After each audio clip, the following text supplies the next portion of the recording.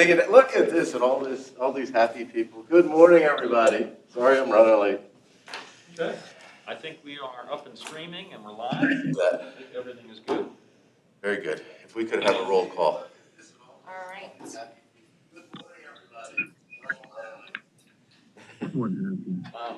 Hey, oh man, I love this delay. Yeah. Do we have a 10-second delay? I guess we do. All right. That's to make sure if I don't curse, we're in trouble. Yeah. You've got the dump button in there. Okay. I guess we are good. All right. Thanks, Colin. All right, very good. We could have a roll call, please. All right. Glenn Geisinger, Present. Frank Facciano, Present. John Hayes, Here. Ron Heckman, Larry Hemberger, Present. Glenn Reedman, Present. Mike Stershik. I'm here. Okay, we have a quorum. Thank you so much. I appreciate it, Savannah. Do we have any public comment of any kind? We have not We have none. received anything. Very good. In that case, we'll move on to the third item in our action items, which is the approval of the meeting minutes from our September 24th, 2020 meeting. Hopefully, everybody has a chance to review those. I'll move for approval. I have a motion for approval. Do I have a second? Second. Is there any Second. any discussion or debate on the item? Hearing none, I would ask for a vote of approval. All those in favor say aye. Aye. Aye. And if I have any opposed? Very good. The minutes are approved. At this point, we'll move into the September financial statements. I'll turn the time over to Todd to prepare or present those. I've just got on an airport committee thing. I'm sorry. I think we're ready to go. Okay. Good morning, everybody. Just walking through the year-to-date where we are through September. If you remember last month, we actually got into the black.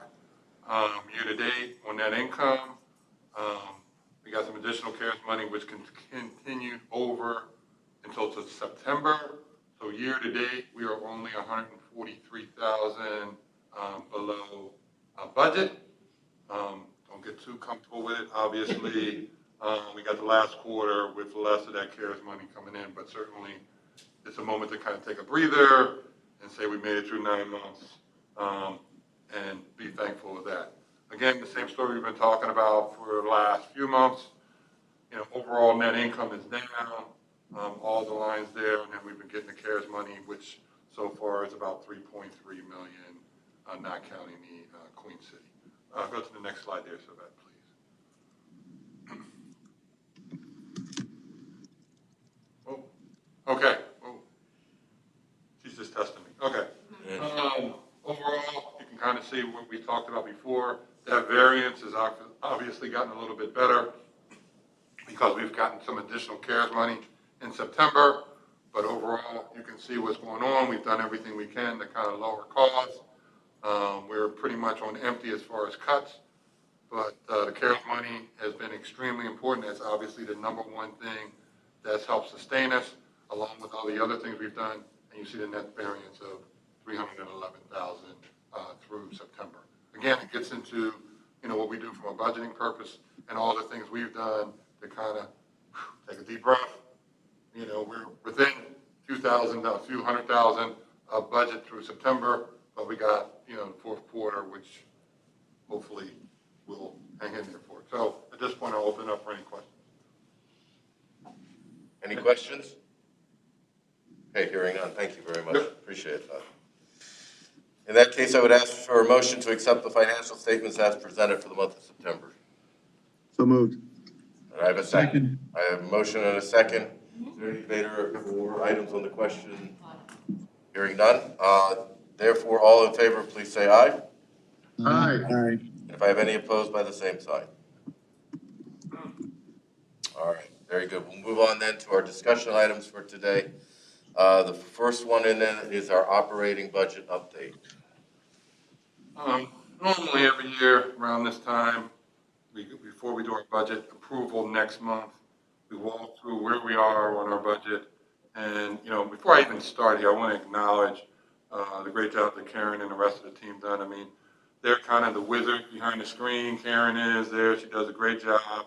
Doesn't take a lot of credit for a lot of the stuff she does, but she is kind of the hard-working engine behind a lot of the finance team and the rest of the folks are really doing a great job.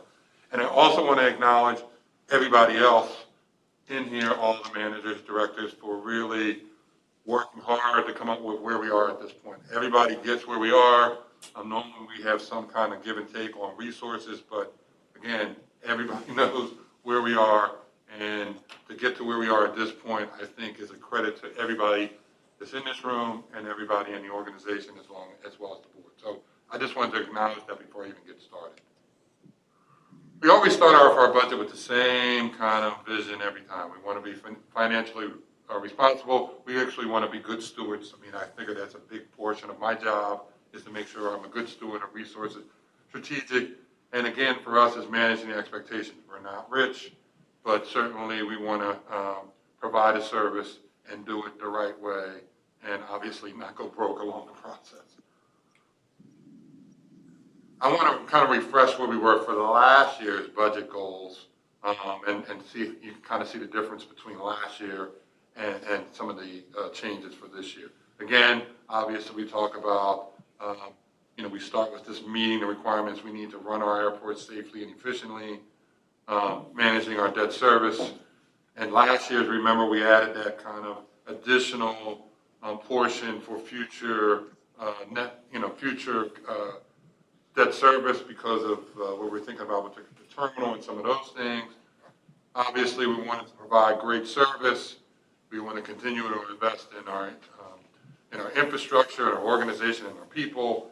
And then we strive for competitive rates and charges because, that's the key for us to get new business and kind of keep moving forward. But that was last year. This year, a little bit different because we're in survival mode.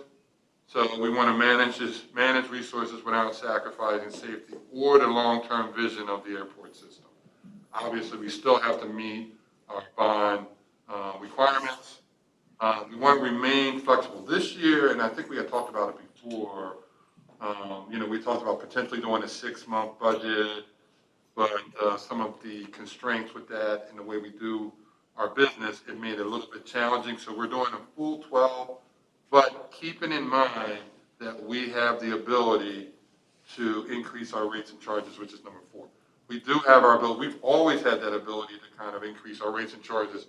But if you go back to the 2020 goals, we want to remain competitive and all that other good stuff. So it's kind of hard to do that if you're raising rates and charges along the way.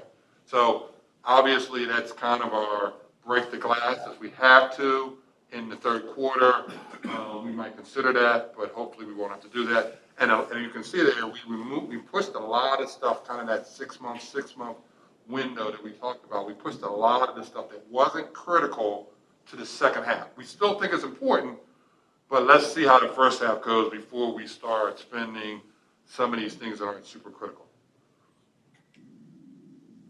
Kind of wanted to go through a lot of the budget assumptions. Again, this is a little bit different than we've done in the past, probably a little bit more out of my comfort zone as far as aggressiveness on the revenue. Just a little bit more than I like to be. I like to be on the conservative side, but this year, in order to manage things and given how much cuts we've already made, we took kind of the most aggressive approach based on what we know of where we thought revenue would be. That's why that second half adjustment is key, because if it doesn't come in the way we expect or hope, we're going to have to make some adjustments to kind of make up for that. So you can kind of see what's going on there. Again, we're still revenue based. Remember, this year we had 7.7 million of CARES funds. We didn't use it all. We were very strategic about that. So we anticipate having 3.5 million left over to use in the 2021 budget. Now, again, if there's additional stimulus package, that obviously makes life better for us, but we only go by what we know at this point, and that's all we know at this point. 5 daily cargo flights between FedEx and ATI, that's combined 5, and that's an average. That's, peaks and valleys there, but average per day, so you can kind of get that over the year. get the estimated legacy carriers. I think that's really important to kind of see what's going on with the arrivals and departures there. In 2020, we budgeted almost 5,500 flights. We're expecting, call it 3,400 aggressively in 2021. And you can kind of see year to date, we are roughly 2,100 through September. Allegiant, the other kind of low cost, we have the legacies and we have the low cost there. Allegiant budgeted at almost 1,200 Allegiant flights. You can see we budgeted 1,368 in 2020, and through September we have 691 flights. Kind of going through the same thing with the estimates on employments. That's just employments, and that's not passengers. So most of the time you can roughly estimate double that number to kind of estimate your full passengers. But that's the employments. We're talking about 305. And you can notice that percentage that we're relying more on Allegiant. 49% of that 305 is from Allegiant. You go to the 2020 budget, it was 486K, and roughly 36% was Allegiant. And then you can see down there, 143K through September, which is roughly 47% of our business is relying on Allegiant. We use a preliminary estimate of 5% on our landing, terminal, and apron fees. Again, the final number will be based on what we think we need, based on some of the activity, but that was kind of our initial kind of early estimate on both landing, terminal, and apron fees. And we'll keep you posted with the final numbers, obviously, next month. All of our lease agreements are per, all of our rental increases are per the agreements, which range between 2 to 4%. We're anticipating Hangar 11 to be up to 75% by the end of the fourth quarter of 2021. We're starting close to 50% at the beginning of the year, but slowly getting to that 75% in the fourth quarter.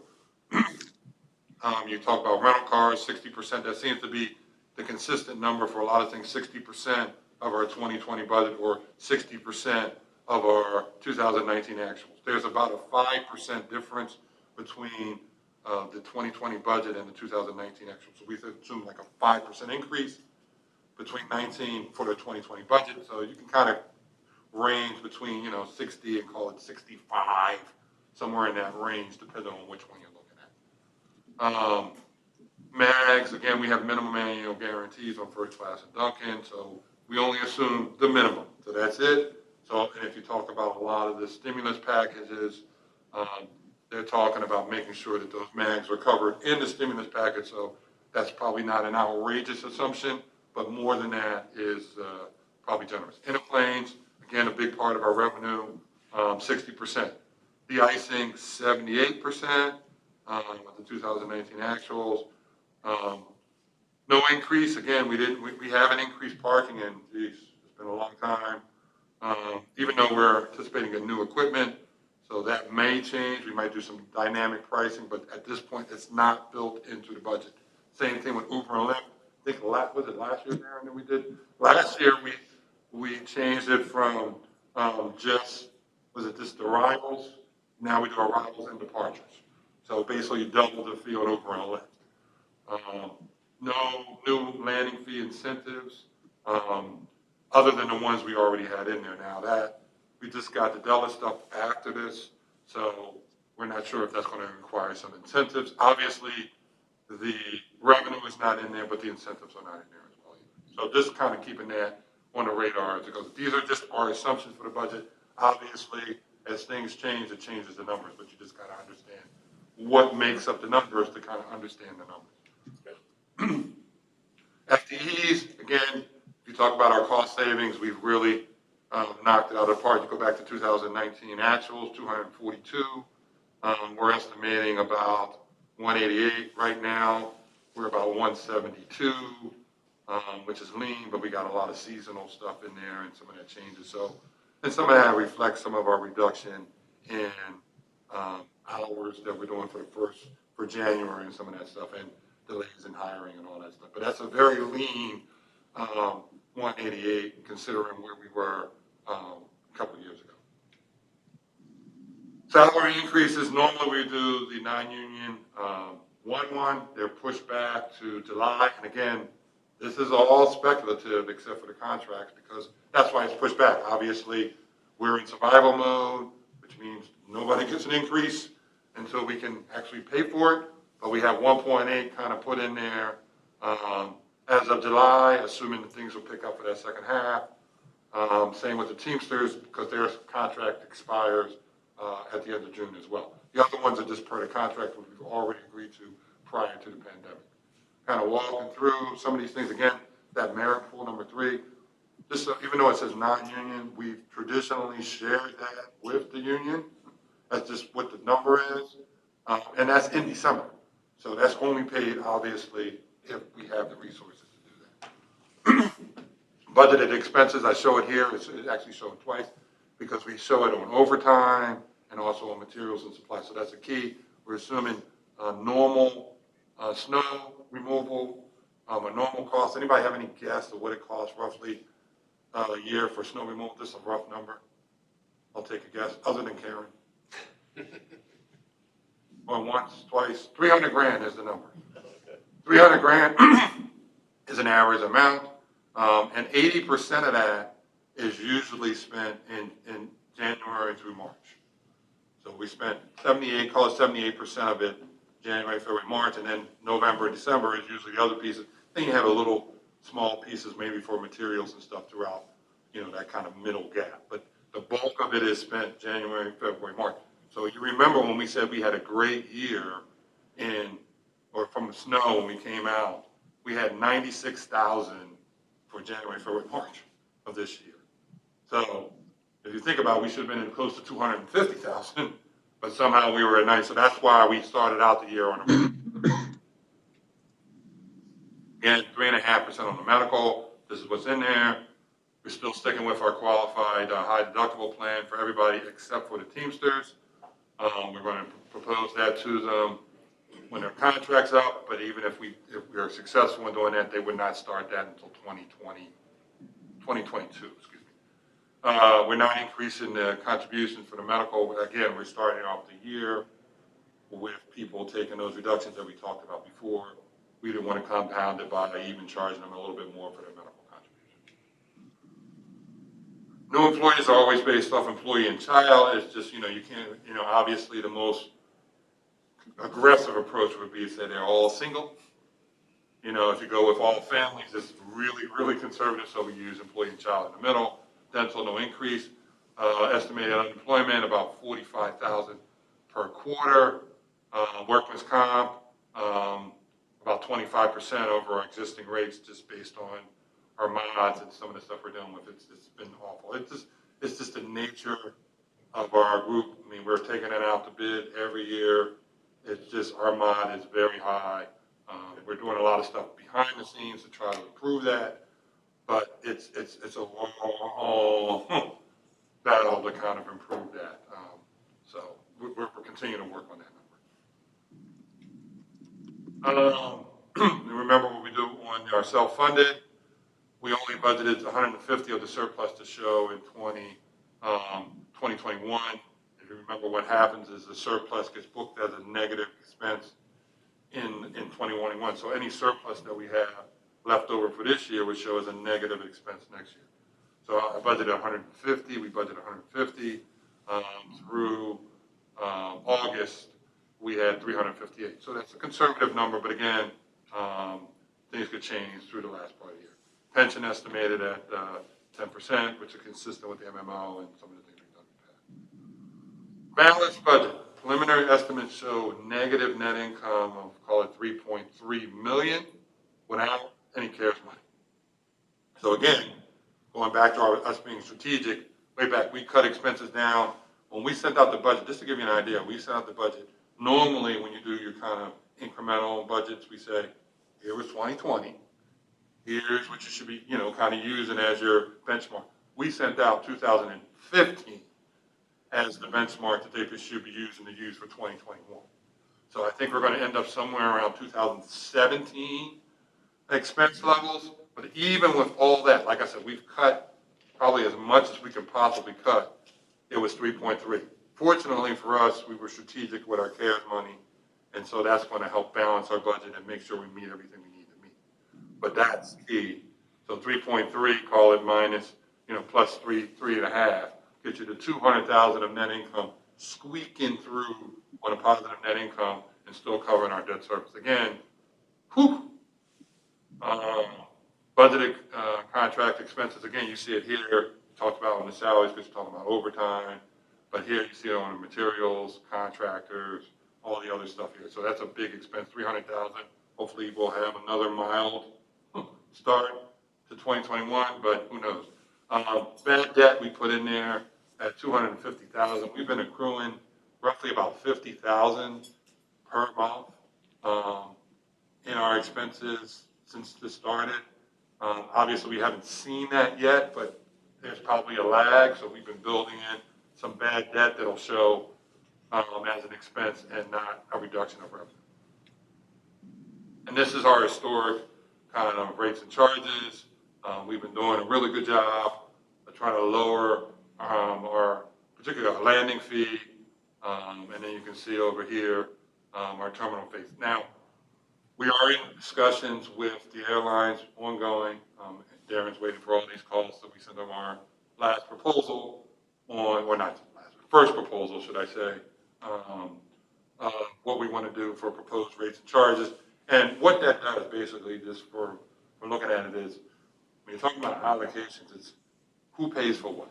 So it doesn't change the revenue, it just changes who pays what percentage of that revenue. And that's what we're debating over. And obviously the costs have to go up because activities went up. And I think that's it. So at this point, I'll open up the floor. I'll leave it open in case somebody wants to refer to a slide. Does anybody have any questions, concerns?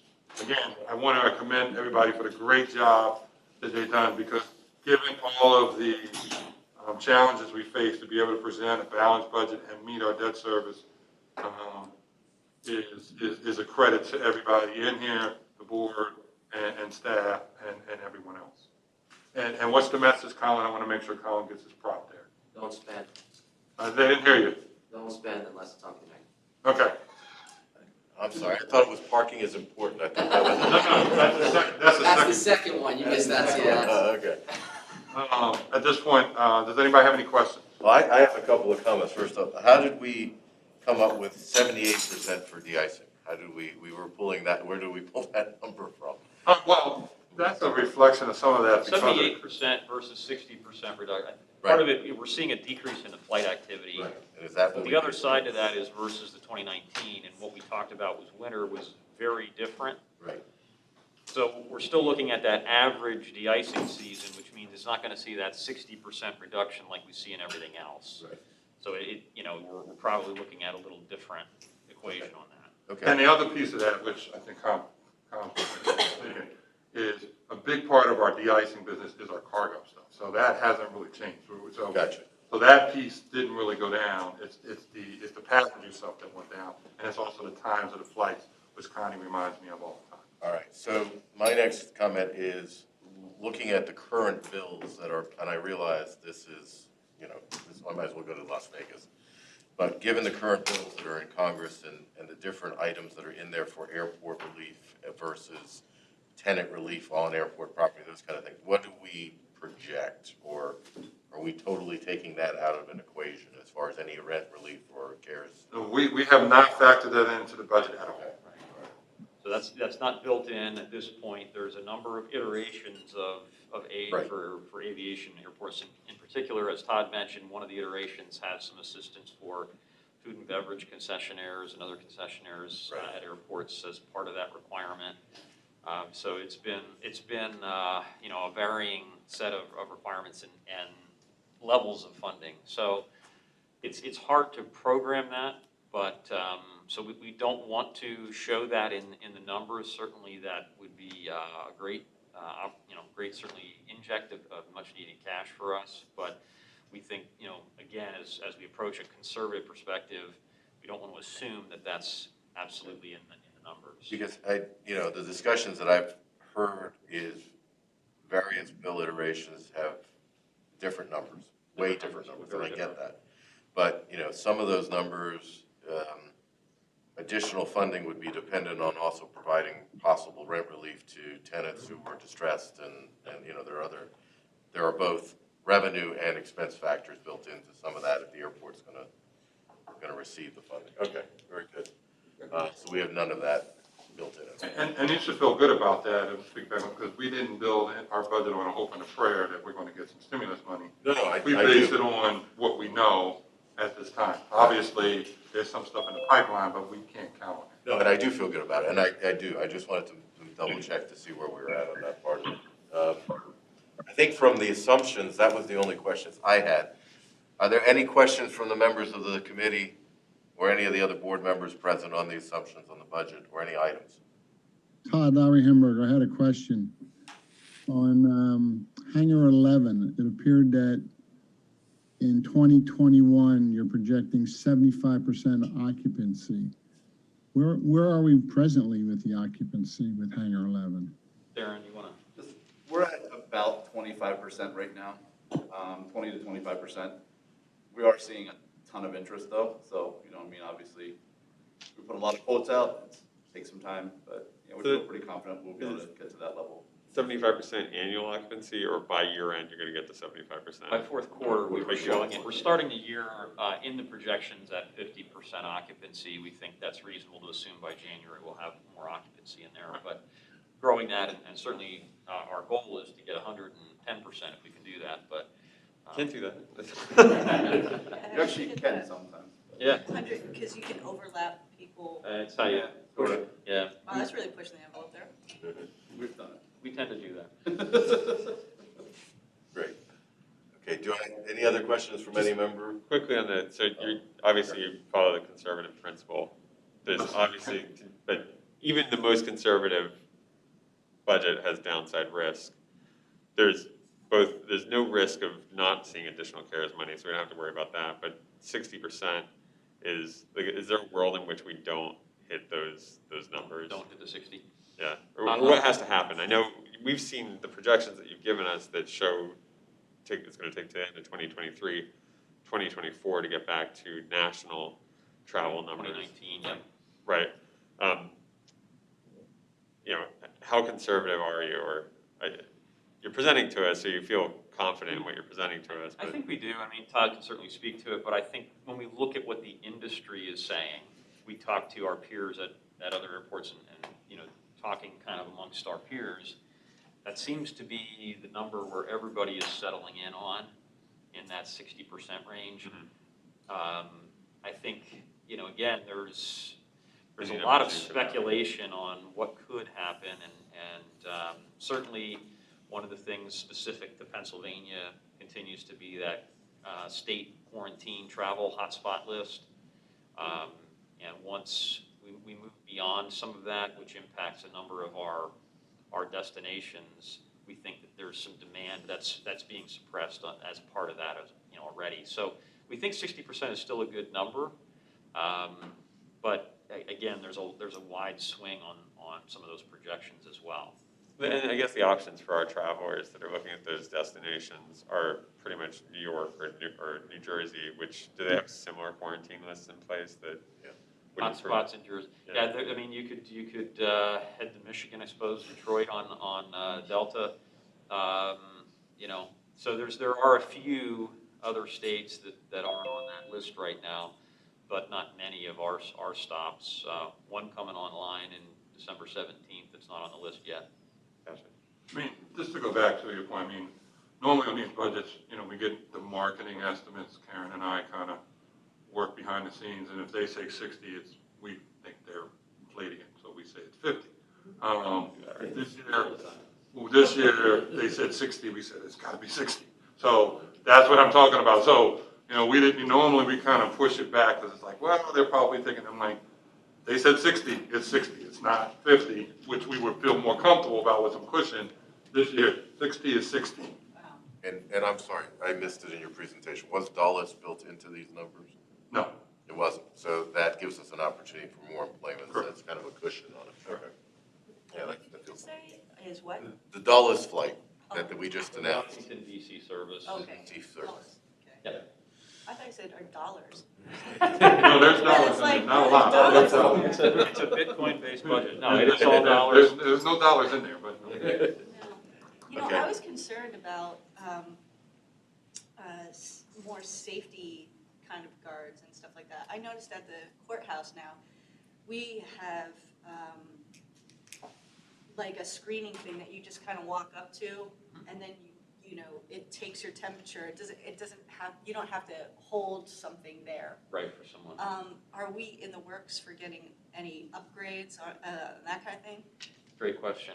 We did deploy a no-contact temperature screening station down at the entrance to the checkpoint. Okay. So people can, similar, I guess, probably to what you're describing at the courthouse, you can just walk up, scan your forehead at the reader, and it'll provide a digital readout of your temperature. Yeah, because again, you could have it at the doorways so that someone's not traveling into the airport for any extended period of time if, you know, God forbid, they actually have COVID or something like Sure, that. sure. And we can look at deploying more of them. I think when we initially did some acquisition, we were testing out the devices and making sure, you know, they would work for our needs and so forth. So we can always look at deploying additional units. Yeah, and I saw a report on the news this morning that was pretty positive about how difficult it is to contract COVID because of the air filtration Yes. systems on Yes. planes and the mechanisms by which they clean and disinfect. So that kind of stuff is on the airline to do, or?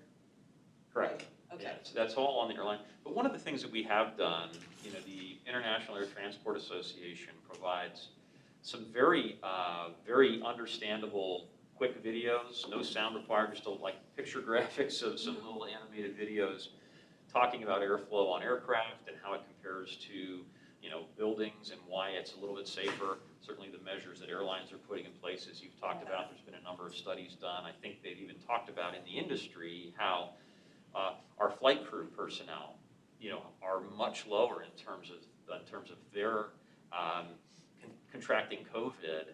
And I think it goes back to the environment, the cleanliness and disinfection programs that are in place, very rigid programs in place, and how that air is very, very differently protected than it is in a building or office environment. Yeah, So, people don't really understand that, but Right. maybe some local press on that would so help. Tom, I think we've done, you know, a little bit of that, but we continue to Yeah, push that information for people, because I think it's important that everybody, you know, can make that informed decision, but at least having the facts is good.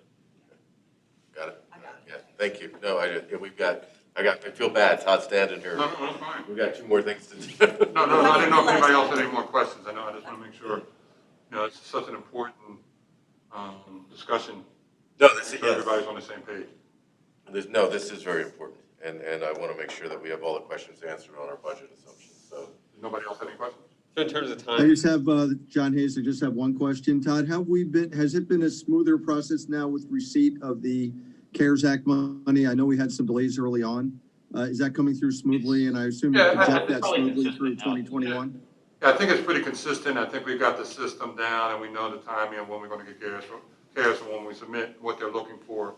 So yes, I think the process is a lot smoother now. Yeah, I think right now we're going to be working on, in probably the next week or so, bundling up expenses from August and September and submitting that. And it usually takes about, 3-4 weeks till we get the money back. So I think, you know, that's pretty much what we've been seeing, and that seems like now we're on a pattern here, and that we can at least budget and plan for. And I would expect that to continue. I've seen that on the banking side as well. It took a little bit for the systems to get built for all this to work, but it does seem like they've been built at this point and they are working. Yeah, agreed. I mean, a big part of it for us, John, was, you know, we didn't want all of the expenses reimbursed. We wanted selective expenses reimbursed, particularly when you're talking about submitting payroll. And that was foreign to them. They didn't really understand why, because we were trying to be strategic. Now they kind of understand what we're doing, and so it's much easier going forward. Okay, thank you. All right, great. You had a comment, Mr. Chairman? no, I was just wondering on timing, but it's probably better to wait until after Ryan does the capital budget. Oh, Okay, all right. All right, very good. Thanks so much, Todd, I appreciate it.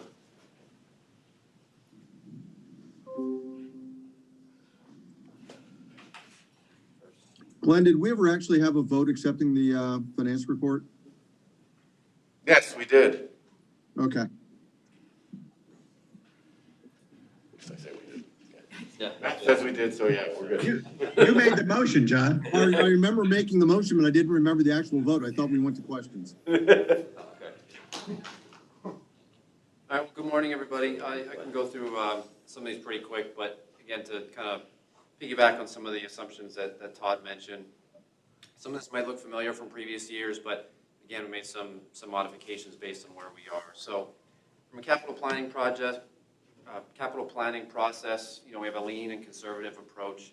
We've included contingencies and projects as we've been doing over the past year. What we've really done, probably more this year than other years, is really emphasizing our grant and major non-grant projects that can leverage funding opportunities from whether it be grants or financing, as we've talked about with some of our projects. And then from an equipment perspective, we're looking at programming it by quarter based on the timing, as Todd alluded to, with more prioritized items later on in the year, depending on the operability. But again, working with a lot of our departments and staff to make sure that we're really getting equipment and doing projects that ensure safety, continued service as we've been doing before, and are really emergency business critical, really aren't operating or can allow you to operate. And then the other piece that we've mentioned a little before is are there any regulatory requirements that are required to uphold, as well as the strategic focus, as we've been talking about with our connector project, and we'll continue to talk about that as well. So just kind of a quick look back. Again, you've probably seen this before. Some of the costs that we've done over the past few years, again, the total cost.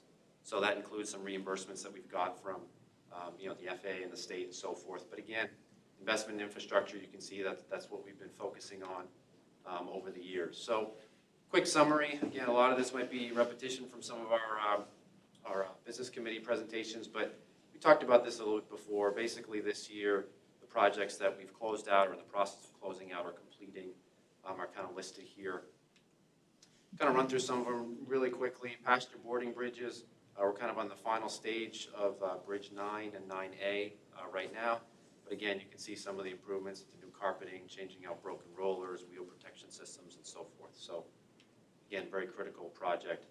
Again, room we're in right now, seems like yesterday, but construction of the new boardroom and consult room, moving that forward.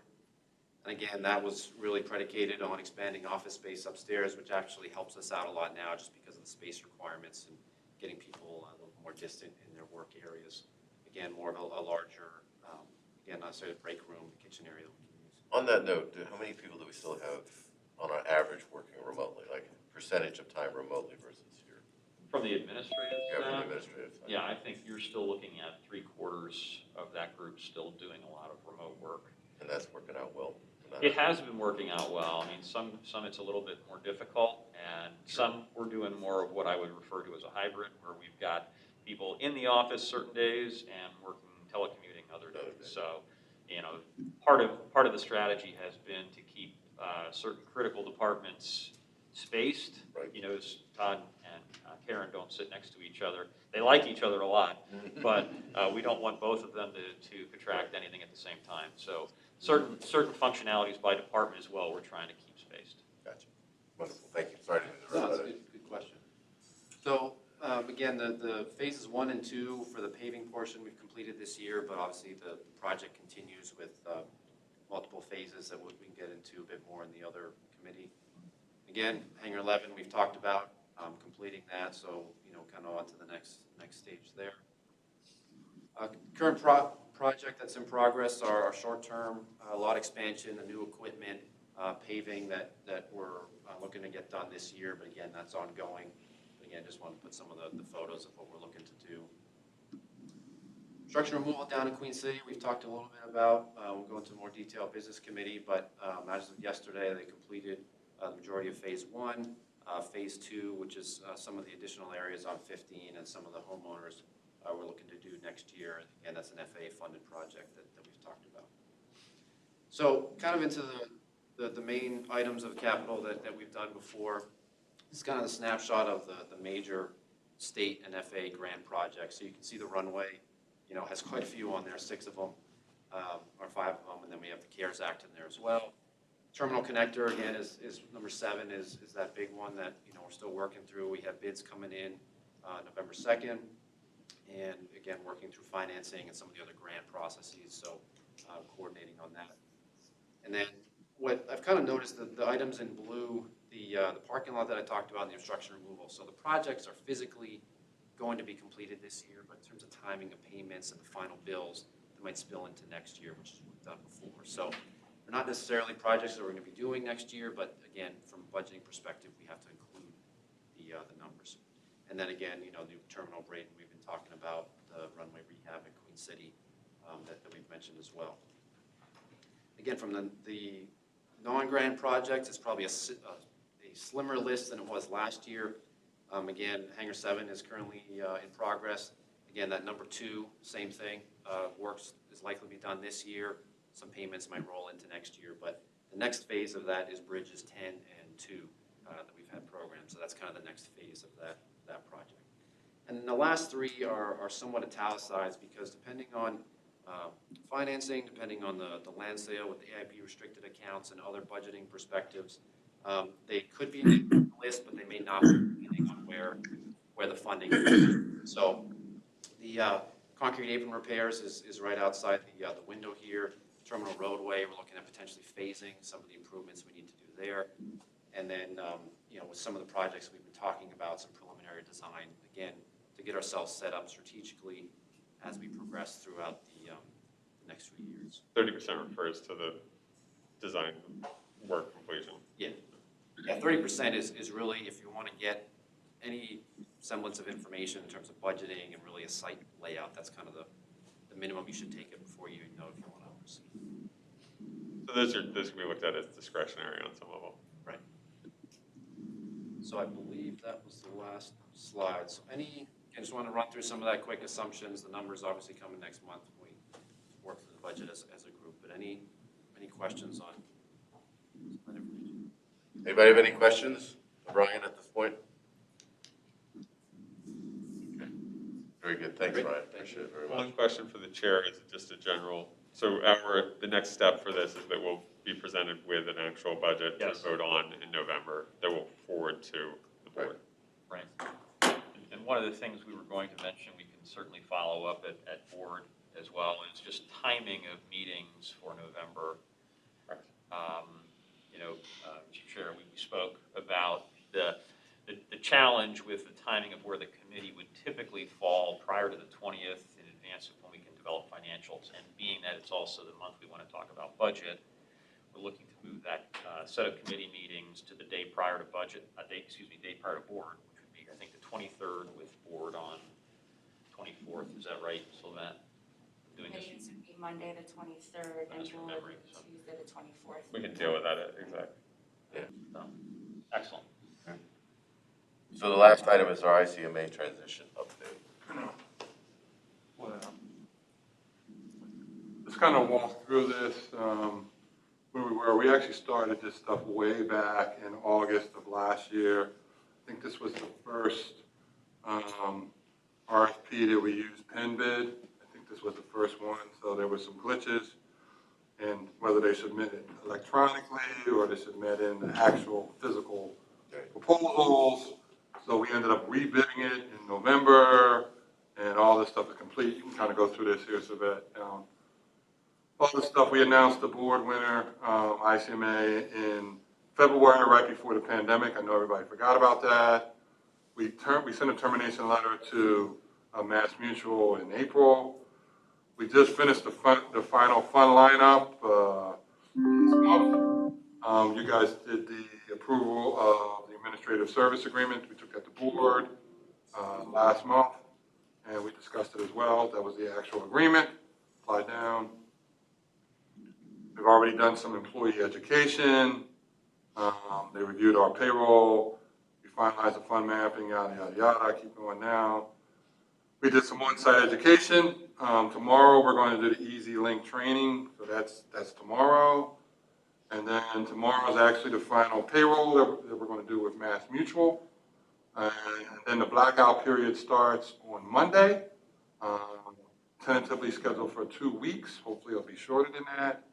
And then on the 9th, we should be all converted over to ICMA. And then shortly thereafter, we have some additional one-site education. So that was it. Any questions? Again, this has been a long process. As you remember, we had Mass Mutual was a conversion from the Hartford. Yep, that's right. And they had Mass Mutual since 2012. I'm not sure how long you had the Hartford. As long as I've been here. So this is long overdue. I think this kind of puts us in a good light with our employees. Our initial employee education, we had a really good response. People are really responding to understanding this stuff and getting their stuff in check. So I think it was a great move, but I just wanted to give you the update. Thank you. Good. Has there been any negative feedback at all, or? Not that we've heard. That's great. Awesome. Wonderful. Anybody on the committee or on the board have any questions? I think it's a good move that really reflects where we should be going. Okay, great. Thanks, Mike. Appreciate that. All right. Are there any new business items to come before the committee at this time? Seeing none, I will ask for a motion to, I will make one comment. I would remind everybody for future meetings this morning, if you are not speaking at the time, please stay muted. It does tend to disrupt in the room if we're picking up background noise. On that, I would ask for a motion to adjourn. So moved. So moved. Second. So moved. Get your car out. Thank you so much, everybody. Appreciate it. Thank you. All right. Or just roll right in. Mike's on, yeah, Mike's on the line. We got it. Well, while we have a quorum, we've got Mike and Brian and Mike and Tara. We have Jeff, And Jeff's there? we have Starship, and Sarah, so 1, 2, 3, 4, 5, yeah.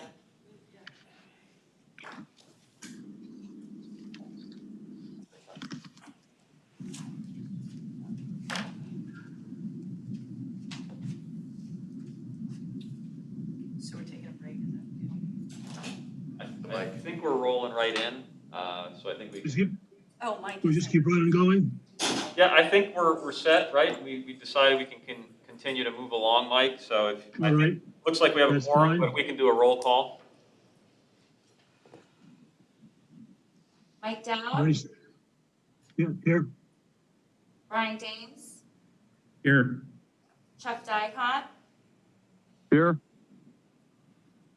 Jeff Matskin, Zoom. Mike Stershik, Here. Chris Worley, Tara Zirinsky. Here. We have a quorum. Okay, we got it. So it looks like we're in good shape.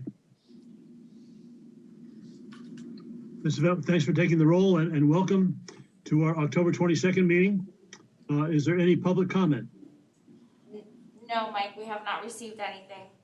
All right, so we're situation normal, nothing has changed, right? Then can we have the minutes to the September 24th meeting were distributed electronically. I didn't see any additions or corrections to those, but they're open for a motion to accept those minutes. So moved. Motion, do we have a second? I'll second. All right, thank you. Any discussion? If there are none, then all those in favor of accepting the minutes as distributed, please say aye. Aye. Aye. Aye. And let us move on to the meat of the agenda. We have a capital projects update. So Ryan, are you going to take us through that? Yes, sir. Thanks, Mike. Thank you.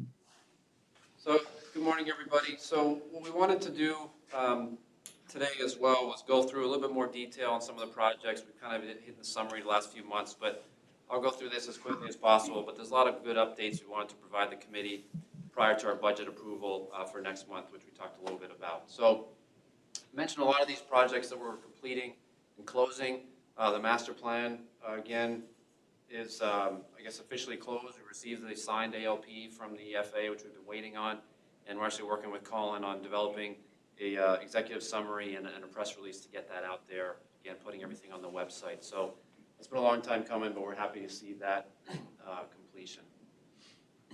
Runway Rehabilitation, again, we've been talking through phases 1 and 2. The pavement portion has been completed. kind of go through. You can see the areas, the light blue is substantially complete areas. The runway itself, the one thing I wanted to point out was the entire runway pavement surface has been rehabilitated. So there's still additional lifts of asphalt for that additional pavement thickness we've talked about, but in terms of all the bad pavement is now gone, which is a great thing operationally. So we're waiting for this phase calibration of our runway surface temperature sensors, which is critical for our winter operations. But the one thing I really wanted to point out is, as you may recall, we talked a few months back when, kind of the beginning of the pandemic, we had increased our construction window from 6 hours to 12 hours. Well, in so doing, we actually saved a lot of money on asphalt quantity because we weren't doing as many transitions nightly, as well as some of the labor from the contractors. So with that, and I had mentioned before, if we don't use all the grant money, it goes away. We can't transfer it to other phases. So given this is a multi-year phased project, anything we can do within the current grants and the budget amounts makes it more economically feasible. So we're actually able to cover the cost of rehabilitating a portion of Alpha 5, which is right into our cargo area, which is about $1 million worth that's covered within this grant amount.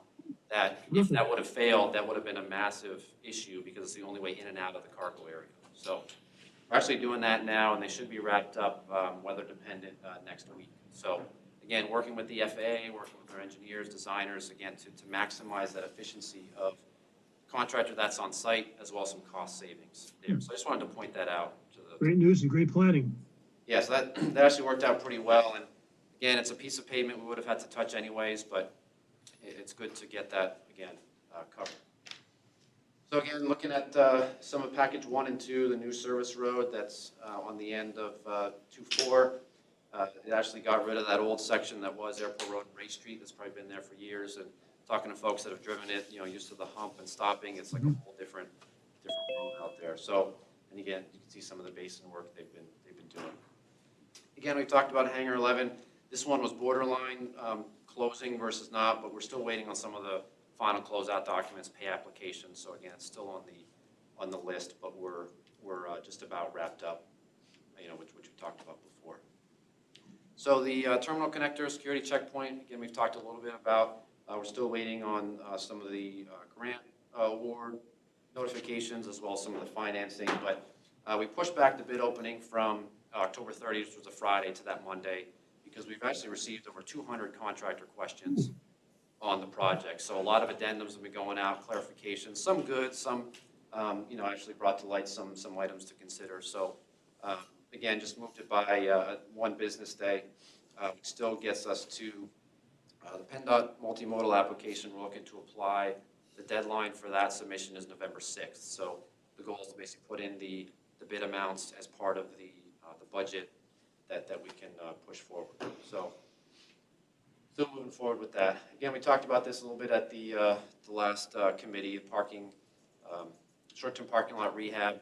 We did receive the new parks equipment on site. We do have it at the maintenance shop, which is fantastic. So we're just working through some of the permitting with Hanover Township, and then pushing forward with that project as we've been talking. Going back to the terminal real quick, you said we got 200 questions. How many total bids did we end up receiving at this point? So we haven't received any bids yet. So the bids are due November 2nd. Well, I'm sorry, the opening was November 2nd. I'm sorry, I misunderstood. That's okay. I thought that we'd already started to receive some in though, but we weren't No, so we actually still able about a to week. review them until the 2nd. Yeah, so we still have about a week and a half. So we've gotten, again, at least pre-bid. We had over 30 different companies that came. So I think in terms of the questions, there's been a range of more than 10. Do you think we'll get at least 10? I think, yeah, because it's a multi-prime. So I think we'll get multi-prime, so Right. 4 different construction contract trades on that bid. Right. So, how many per each trade and per each group, we're not sure, but certainly a lot of interest, and That's great. so we're excited. 200 questions, I think, is a good sign. That is a good sign. Yeah. I say that would be a very good sign, but interest and enthusiasm. Yep. Yeah, and just for reference, Hangar 11, I believe, had a minimum of 4 bids per each of the 4 contracts. So hopefully we get something like that, because that just helps with the analysis. And one thing I think we talked about before was with the bids for the terminal connector, we included a lot of pre-qualification questions as part of performing similar work, you know, your history at airports and so forth, that really helps us move forward with a contractor that we want to work with, as well as, you know, getting a reasonable price. Before we move off of that, just a quick question. So of those 30 companies, any new faces in the crowd, hopefully some familiar faces that are Lehigh Valley employers that are employing Lehigh Valley people? Yeah, it's been a mix. Okay. Yeah, but definitely local presence, local interest. Some firms we're very familiar with, you know, and some that might be new, but we're excited to see where the bids, you know, certainly come in. Yeah, I mean, it was obviously much smaller, but we talked about the preference for buying local on behalf of the authority for other services. This is one obviously where, and I know we have to accept the lowest responsible bid, but there is that hope that we see something good from the local, somebody who's local and who's employing Lehigh Valley employers. That was one of the goals, and I don't want to speak for Ryan, but that was one of the goals of the contractor outreach program that we did, to really reach out locally and try to engage a number of local contractors. And certainly we talked about the Terminal Connector project as part of future projects coming. So reaching back out, we certainly notified that attendee list when we were putting this package out. We wanted to make sure all the local contractors who've shown interest are certainly aware of it. Certainly between social media and I think everything else we've pushed, trying to get the word out on it. Good early positive engagement with labor on that? Yes. Good. No, those are good questions. So again, we talked about the passenger boarding bridges, but 9 and 9A, we're looking to wrap up this year. We're basically waiting on a lot of the long lead items that have been delayed due to the COVID shutdowns at manufacturing and so forth. So working through that. Again, we talked about this project completed, so we're just waiting on the final documents and bills, but they've all been submitted. So again, the project itself, we're happy to say has been completed, but even more happy to say it came in under budget, so we always enjoy that as well. So again, talked about the Brayton Terminal. Again, we've mentioned this before.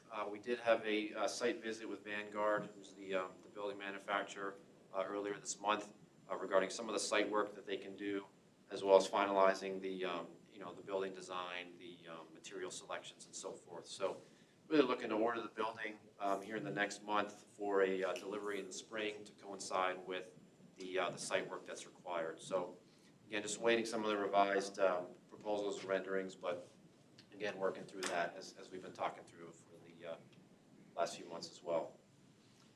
Queen City Master Plan, again, we've talked a little bit about, but we did receive kind of the final draft report that we sent to the FAA to review. So we're setting up some meetings with them to kind of go through, but again, kind of back to the workshop we had last year, as well as some of the alternatives I think we talked about at the last GA update committee, but that one's progressing as well. Some more information to come once we get some feedback from the FAA. Again, talked about this a little bit earlier, but the contractor is completed with phase 1 as of yesterday. We just have to go out and do some final inspections, some of the final paperwork, and then pay applications. Last week when we were out there, they had done what they thought was the final grading, but there were a lot of larger branches and rocks and so forth that were still in there, so we had to have them come back and clean all that out. So once we do that final inspection, that should be wrapping up there as well. You mentioned in the previous presentation on the capital budget, the neighbors and working with the neighbors. Has there been an overall positive response from them in terms of the obstruction removal? Presumably we're talking about the neighbors on the kind of south side of, It's actually on the north side of Queen City. Okay. North and west. Including like the manufacturing community there that. Well, I don't know that those properties end up In that surface. No, but it's dealing with City of Allentown, Mack Trucks, and then some of the other residential. But as part of the project, because it's FAA funded, there are some replantings that we provide that just don't grow as high. So working with them on that. There's been, again, some discussions with some of the larger trees, but again, just getting, I think we've seen positive feedback just because of how we're interacting with the community. So that's really the next stage for phase 2 is just following up with the homeowners we've already talked with about timing, what are they looking for, and again, working with the contractor. So, similar if you have work done at your house, they're in and out, they're doing as little work as possible. Again, we've talked a little bit about the Hangar 7 fire suppression, but they're actually working really well from a timing perspective, working on some of the final testing and inspections the end of this month.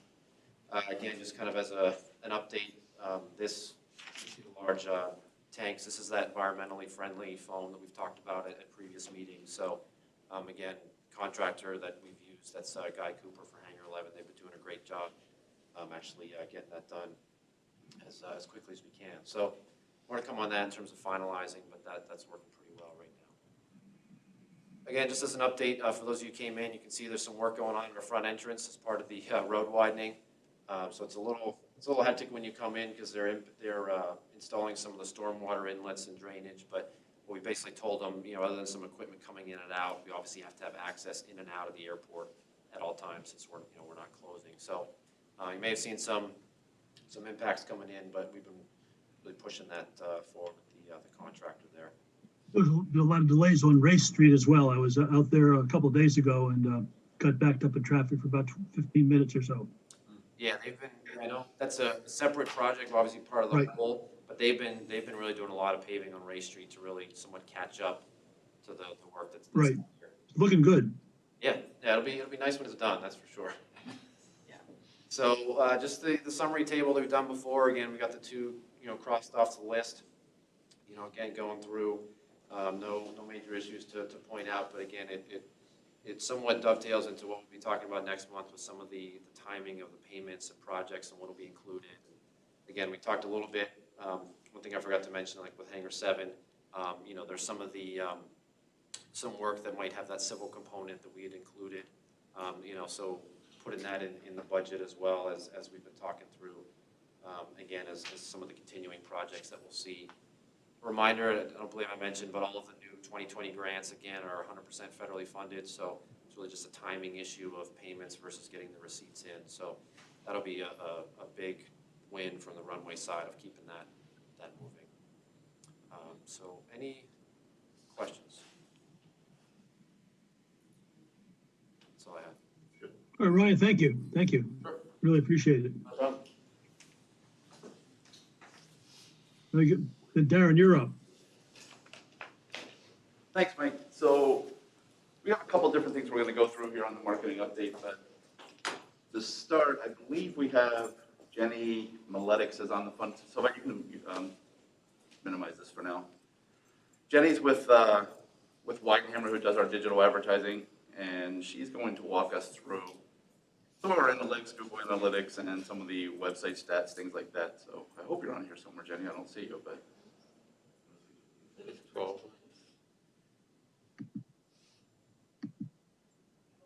Doesn't sound like it. Yeah, it doesn't look like it.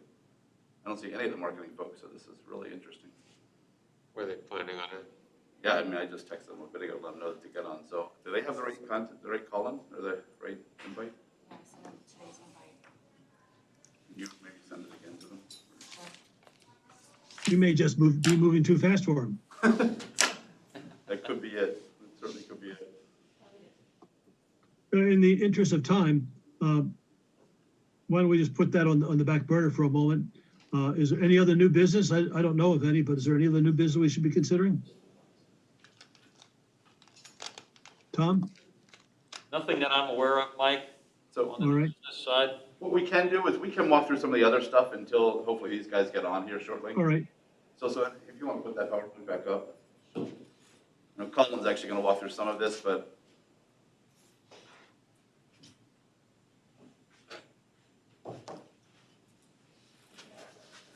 Go slide 3, yeah.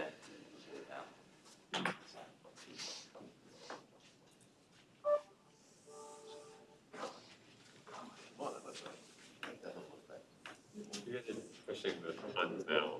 You're pushing the puns too far. No, With the airplane transition? I actually like that. We've been using that for years. A lot of people have been very excited about that when we've used that at meetings, Matt. Yeah.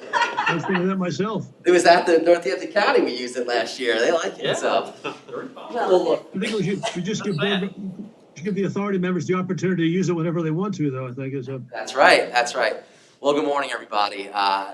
As part of the marketing updates, and I know we'll have some great Google Analytics and some Weidenhammer information that I think will be very valuable. and then with Megan and Krista, of course, jumping on board. One of the other areas in which we wanted to discuss was the PR side of the marketing angle of things, where we are, what we're looking to accomplish, not just towards the end of this year, but as we move into 2021. Just from my personal opinion, again, I was in the media for 13 years. I worked for the Red Cross in external communications for a couple of years. This is probably the biggest challenge anybody's ever faced in regards to especially the aviation aspect of things. So I show this to you, not because Matt's got a big smile on his face and we're cutting the ribbon, because think about this. This was just in February. It was a few weeks of enjoying this big moment for this airport, for this region, with job creation and investment of an airline to come to this area, a new flight, so much energy as we flowed in from the end of 2019 into 2020. Todd showed you the numbers. Tom shared the passenger traffic numbers, how far we were up. Within weeks, it all changed. If you're a Sixers fan, I don't know if John Hayes is, but if you see the word the process. Oh, there you go, Matt. You don't like the process, but we'll trust the process, but I called it the process. When you look at what we do here as an organization, it's collaboration, it's discussion, and it's planning, okay? So the collaboration part of it, when it comes to the PR and marketing, is essential to develop that cohesive message. And we meet weekly and we meet monthly to go over what's going on as a group. In those meetings, we've got the ongoing projects. We talk about social media, advertising initiatives, website, e-blast. We want the message, no matter what it is, to be together, because any of this thing is disjointed, especially now when you look at how much information people are asked to process about COVID-19, about travel, about you name it. It's important that we, as a group, unify and give them the right message that we want to get across. So I just took the Fly Safe with ABE. We had the marketing development, we had the identified timeline, media event, follow-up opportunities. Now, I wanted to get to the identified timeline real quick. And the reason I thought this was important to talk about timeline is, how many things have we implemented here as part of the travel process to make people feel comfortable of coming through and safe? You've got decals, you've got temperature sensors, you've got sanitizers, you've got mask mandates, all of these things. You could easily jump out, be first in front of the line, and say, okay, we just did the decals, then we did the sanitizer. Too much for people. So we were very strategic in how we as a group came together to make sure that everything was implemented. And what's sort of interesting about that is we've been in contact with media since the beginning. Our approach PR-wise was to be aggressive and ahead of the curve, no matter what the issue was regarding this pandemic. So when I was on a call with other airports across the country, and it was, I forgot which airport it was, I know it was in the South, had just rolled out, and their airport director had spoken for the first time in about 2 months. And they were excited to get all this media attention. Of course, it's been 2 months. They've been waiting. We kept it up, and as soon as we launched this, we got some great media resurgence, and I'll show you it in a second, to talk about everything that we've done so that people can see it all up front. So timing is everything, in my view, with the PR side of things. And we try to do a media event, and we try to find follow-up opportunities to go through. So here's the media market overview, and I know many of you know this that are in so you got the 210 designated market areas. New York sits happy at number 1, Philadelphia at number 4, Harrisburg, Lancaster, and New York at 47, Wilkes-Barre, Scranton at 60. Now, the Lehigh Valley here is unique in that perspective because where we are positioned. We talk about how, when it comes to air travel, we're between Newark and we're between Philadelphia. And then we've got Avoca up in the north. So it's the same thing with media. It's no different. You've got the Philadelphia stations that used to have bureaus in the Lehigh Valley. They don't anymore. NBC 10 is really the only one that has a photographer floating around here. You have New York markets, which tend to, if you have something big, they will utilize other avenues. WFMZ provides video for 6ABC, provides video for CNN. So those are your conduits to getting some of that. And then, of course, Harrisburg, Lancaster, and York. These markets, now, when you talk about how media even operates, and I'll just give you an example. You look at Lehigh Valley Live. Lehigh Valley Live is part of New Jersey Advanced Media, and New Jersey Advanced Media has NewJersey.com, has Alabama.com, has the whole group.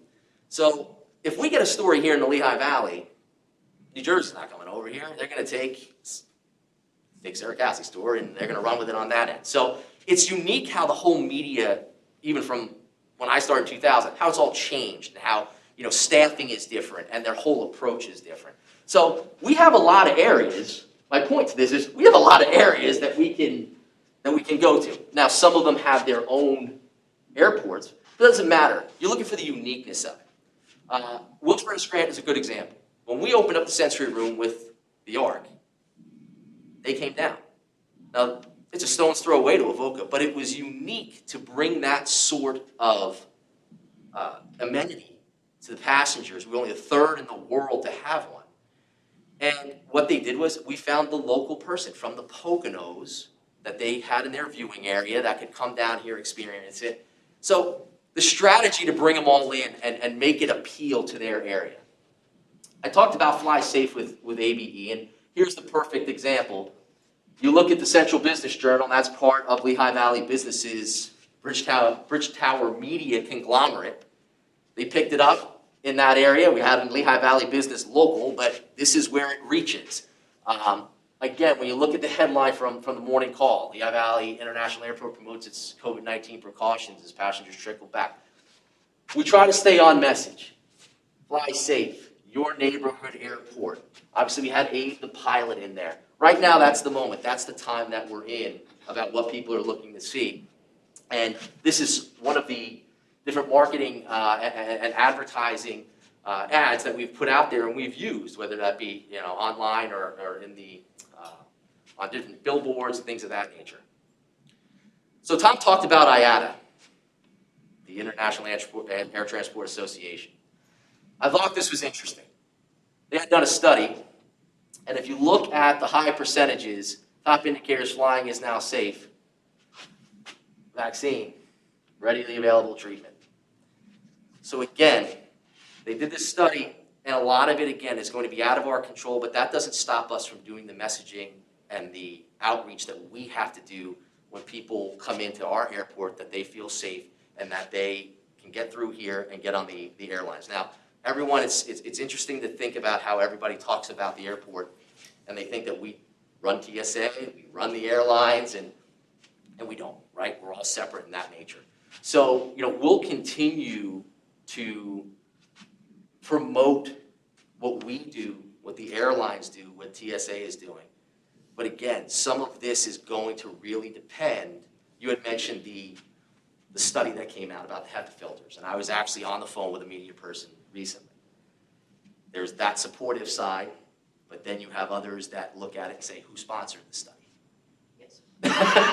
So it's it's delicate to get in it. It's important to share and let people make their own determination, which we will. We have them playing in here, and we'll share them on social media as well to make sure that people... Are those studies peer-reviewed, though, in some way?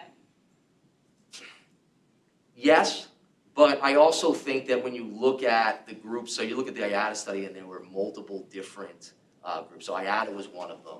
I think Boeing was part of that study. So people are going to...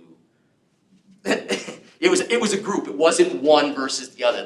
I think they all realized that one group is not going to be the one that runs it to the finish line, right? We're going to need the others. And there's so much information, and this is such a fluid situation, that we're really adapting on the fly, too, in the way we communicate. Look at the way the CDC changed their approach yesterday to the whole 15 minutes, 6 feet rule, right? Close contact rule. So, we're sort of adjusting and adapting on the fly. I think we're going to really need to do that. So, look, our target messages for 2021, I think the two highest ones are trust and confidence. We need the public to trust flying through ABE. They need to have confidence that when they come through here, and that all has to be intertwined in the messaging and how we do it.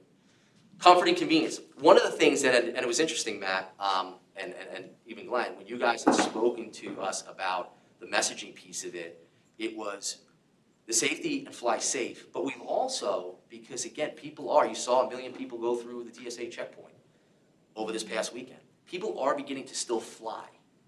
So you don't want to leave the fact that it's all safe. So we've actually adjusted, even on social media a little bit, our messaging in regards to doing fly safe, because it is important to promote safety.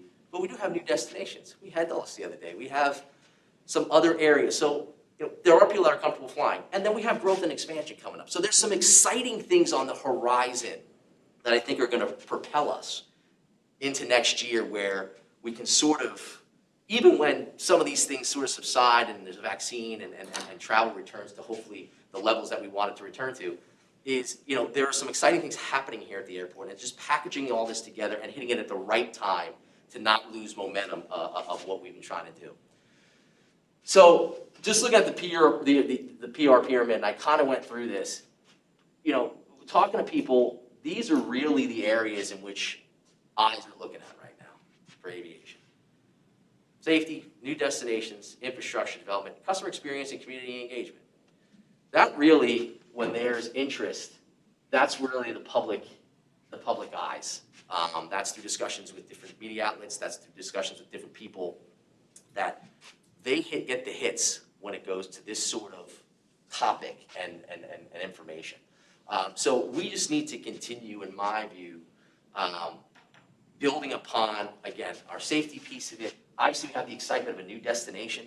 We have infrastructure, we've got, the connector project, we've got the parking lot, things that affect the customer, that experience, and, whether that's touchless and things of that nature. I really believe that, if we can stay within this framework and really develop the messaging, and I think they've done a great job of it from the marketing side, and then obviously, with the PR side as well, I think that it'll be, pretty successful as we go.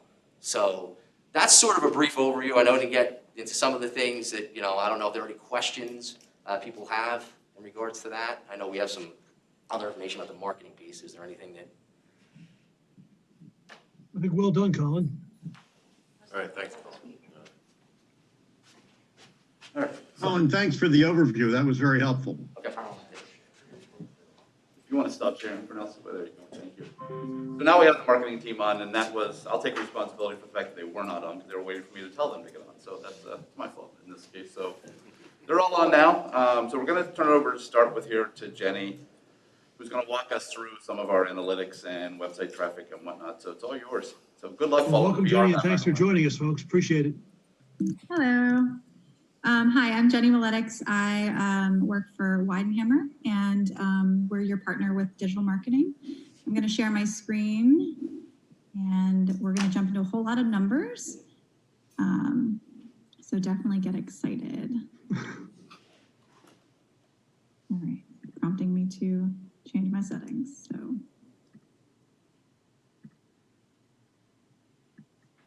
Just a moment.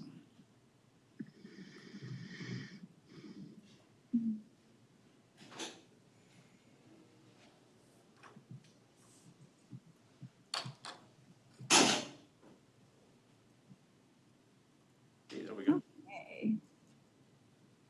Can everyone see my screen? Yes, ma'am. Yep. Okay, so there are two ways to look at this, this dashboard that we're going to be going through. It stems from the performance of your overall website, but it also stems from the performance of the digital ads that are in the market.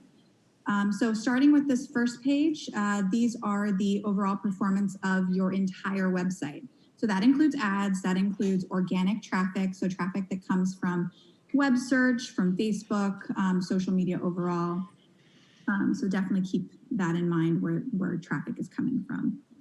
So this is for the entire year from January 1st through today. We have a total user count of 224,787, and 222,000 of those people are new to the website.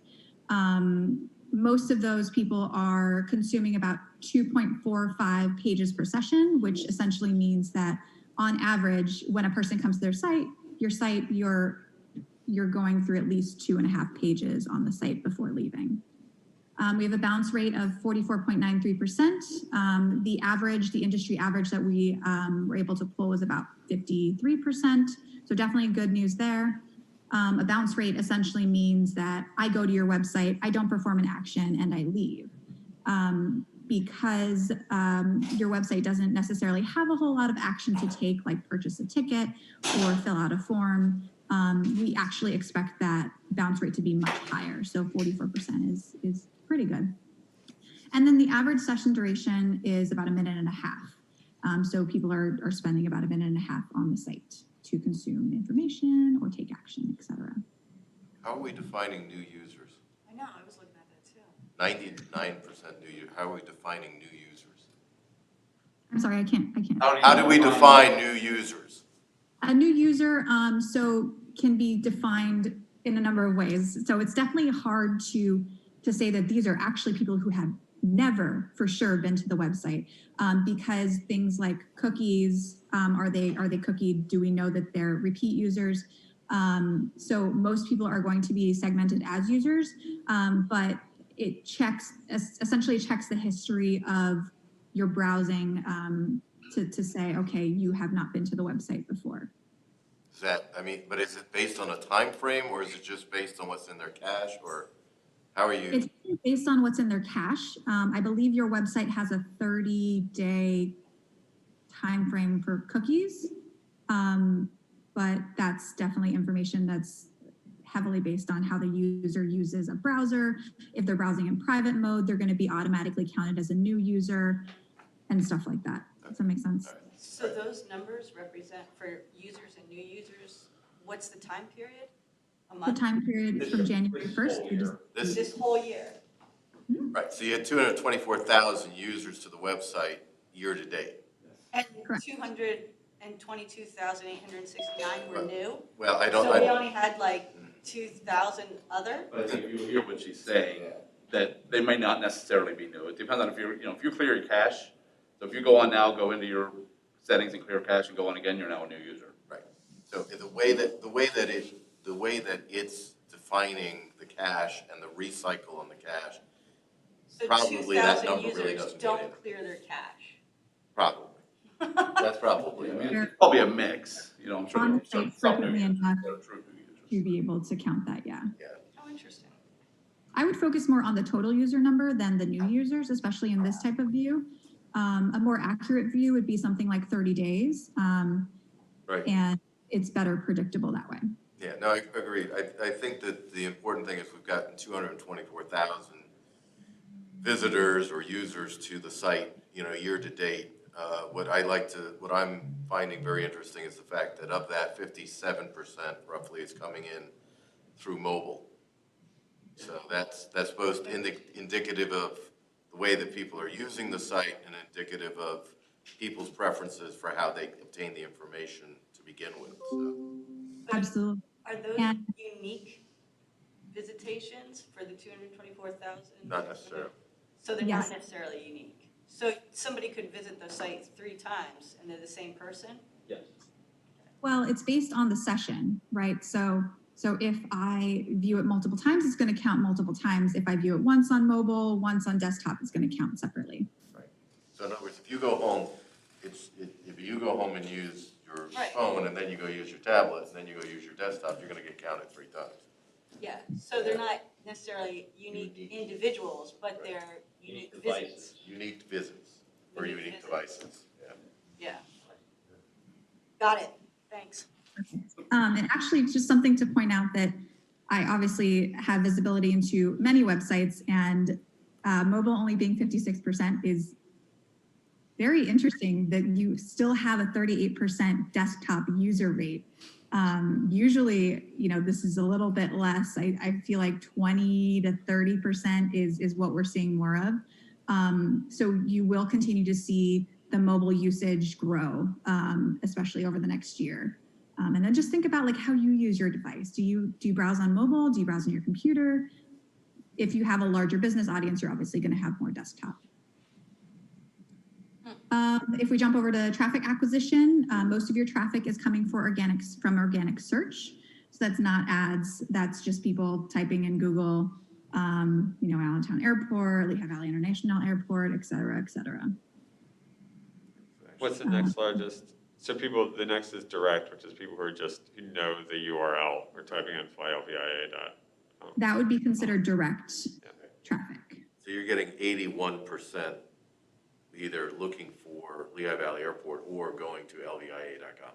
Right. Or searching something that would trigger the website to come up and search, Right. Yes. Yeah, so I mean, that's, Near me. so 8/10 of it, which makes sense. That's pretty standard. 8/10 of what's happening is coming from people who are specifically trying to get there. Yep. We have a nice little trend line here that points out very significant events that have happened this year. Obviously, we all know right around here, COVID. So this is also when we paused some of our ads. Also you see the drop in traffic there. Don't pay attention to this drop off down here because we report it weekly. So this is just the continuation of this week as well. So is that spike in mid-February is people trying to figure out if their flights were canceled? Allegiant. Okay. I think it was the Allegiant, the Yeah, I base think we announcement. Did that the 12th? Yeah. The new crew The base. new base, and then the new destination. Destination. We also see a spike here recently, which was likely yesterday. So when everyone's looking for the new Dulles. destination on your Dulles, website. right, the new Dulles. Any questions on this page? Perfect. All right, we pulled a couple of the top performing digital ads. So these are ads that are placed on Google and then later on social media. You've likely seen these ads if you have been on the website, not browsing in private mode, because we try to follow you around the internet. So the top performing ad is this Fly Safe AVE, and the secondary one being a different version here. These are the top performing assets for social media. We had been focusing on, ABE is safe. So showing different areas of the airport that have markers or just being really representative of the airport in general and having people consume that messaging. Any questions?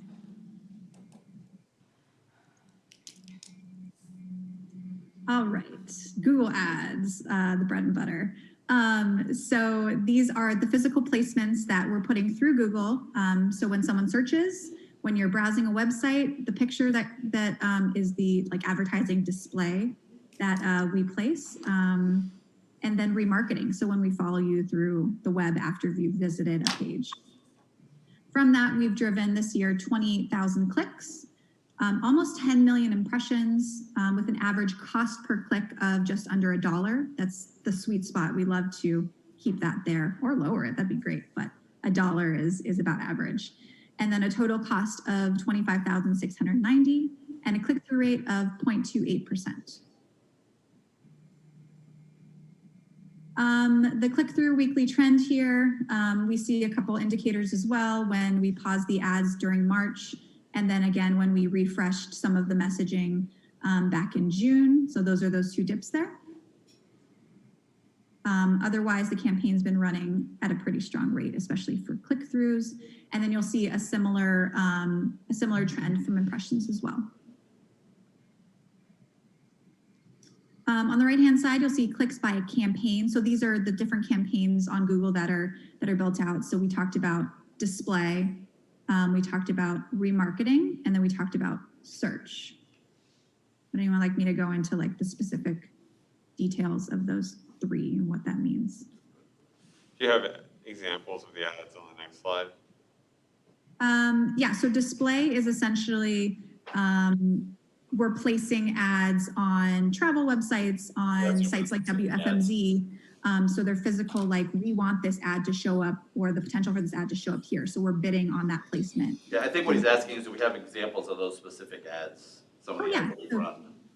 On the Out of previous the page? previous page. Oh, it's the same one, okay. Yeah, these are the top performing ones, not necessarily the same sizes, but these are the most popular sizes. There's 3 different sizes that are running right now. They're skinny and then the tall one.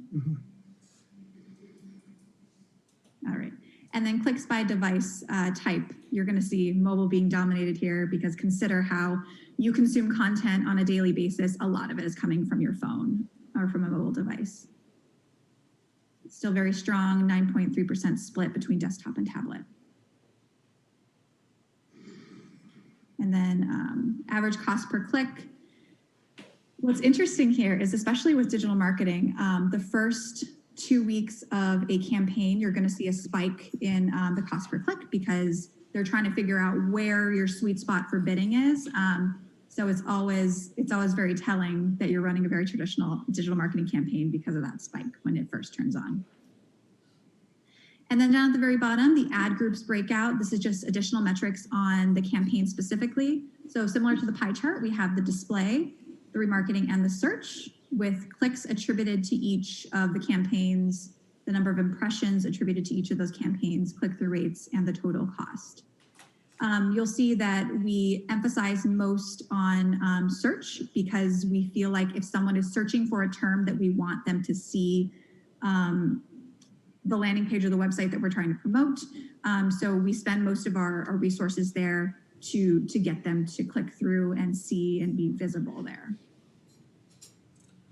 So it looks like the cost per click is running right now, or it has been running for the last couple months, between $1 and $1.50 on average. Is that raise up because of the competition, the bidding competition for the travel industry rejuvenation versus, go ahead. There's definitely a number of factors that contribute to that. And you hit the nail on the head. It's more competitive in that region right now. There's a lot of people bidding on travel terms because people are starting to travel a little bit more. So they're like, oh, your market's more in demand, so we can charge a little bit more for that as well. Okay. All right. Any additional questions?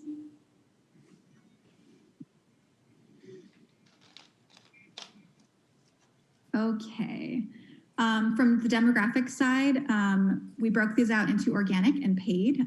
It's important to segment those two out because there's different types of information that Google will provide us for organic traffic, but also for paid traffic.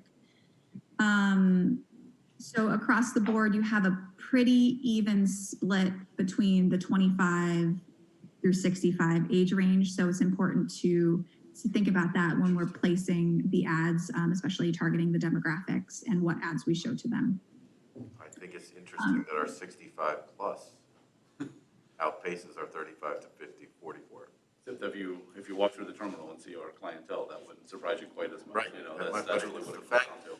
But the fact that they are utilizing digital devices in conjunction with the 35, 44, and granted, because a lot of our market share is based on leisure travel to Florida, that makes sense to drive that. But that's a very telling statistic on just how much the 65 plus demographic is using the technology compared to where it was just 5 years ago. We old guys are pretty sharp on technology, you know? So the question I have when I look at that, You know, Mike, I am in that second band now. I'm in that 55 to 64, so I don't consider you old anymore. You're catching up. Catching up, exactly. Speaking as somebody in the younger cohort, the question is, not to age shame anybody. No. But what's interesting to me is where they're going within the website. Like, what are they looking for? What pages are they landing on? Do we have a slide with that coming up, Jen? I imagine we would. I think that we have the outbound click tracking will tell you a lot. Okay. So we'll get to that. I like to predict what Darren's going to show us. I like it when I can answer this one. We already have it ready for you. So then you have a 49% mobile domination of traffic to the website organically. And then desktop at 44%, and then tablet here at 5.7%. You have no way of knowing where they're operating that mobile device, correct? Because my guess is there's a lot of mobile traffic that's coming from inside the house, right? There's people who are on their phones who are trying to find concessions or they're here, and that's where that's why you see such a high mobile rate for an air. My guess is that any airport's website looks like this, because most travelers only go to the website when they're looking for something they can't find when they're at the destination. But there's no way of knowing. Or when they're getting ready to travel. Physically. I might be able to illustrate that in a map. I obviously can't say this person is in their house, but I can probably do a heat map, and you'll see one in, I think, one more slide that shows where the traffic is located. Okay, his reference to in-house meant in the airport building, in the terminal building. Right. It was a joke. On airport property. That's what he meant by in-house. But I think that's what, Actually, we could do that if you gave me all of the IP addresses from within the airport, so that would determine if they're using your Wi-Fi. Really, if they're just using your Wi-Fi, we can say, hey, this traffic is coming from your location. That might be interesting. Maybe it's something we'll have to talk about offline and see. Couldn't you geofence this? Couldn't you geofence the property? You can't in these kind of results. I can do a zip code. I can do that on Facebook, but I can't do that on Google or on reporting like that. Okay. I just because it's helpful to look at performance numbers, but it's only helpful insofar as it helps you change what you do or adjust what you do. And if we know that most of our website traffic is coming from inside the airport, then understanding what they're looking for and how to better deliver that. Because if everybody's searching for concessions on their phone, that might say to us, maybe we need some better signage in the airport related to concessions. Everyone's doing that in this airport. I'm kind of worried about them, but that's just my own opinion. But I understand what you're saying. Whatever they're looking for. No, right? I do understand what you're saying. And it's not, we can talk about that, whether we can somehow pull that from our Wi-Fi and marry that. I want to jump in really quick and just say that we do get a report every month from everybody that logs into our Wi-Fi. So you put your email address in, and then every month I get a report that has all of those email addresses that we then actually input to our email database that we send out every month too as well. So those numbers have fluctuated, especially because of just this year in general. But I would say we get anywhere from like 2,500 to like 3,000 emails each month right now. And in the past, it was like 5,000 or so. But we do get those emails. And those people actually, when they put their email address in, then it brings them right to our main page of our website. And then if they decide to make an action, great. And if not, then they just go on and do whatever they want. A lot of it could be that too. Well, that's an interesting statement, Krista, because now if you get directed to the homepage, that counts as probably a new visitor every time. A lot of the traffic, particularly if it's coming through those IP addresses, could just be people they're just temporary visitors. And with the time on site that you showed, that was pretty low. My guess is that a lot of our traffic could just be people who get instantly routed by logging into our free Wi-Fi.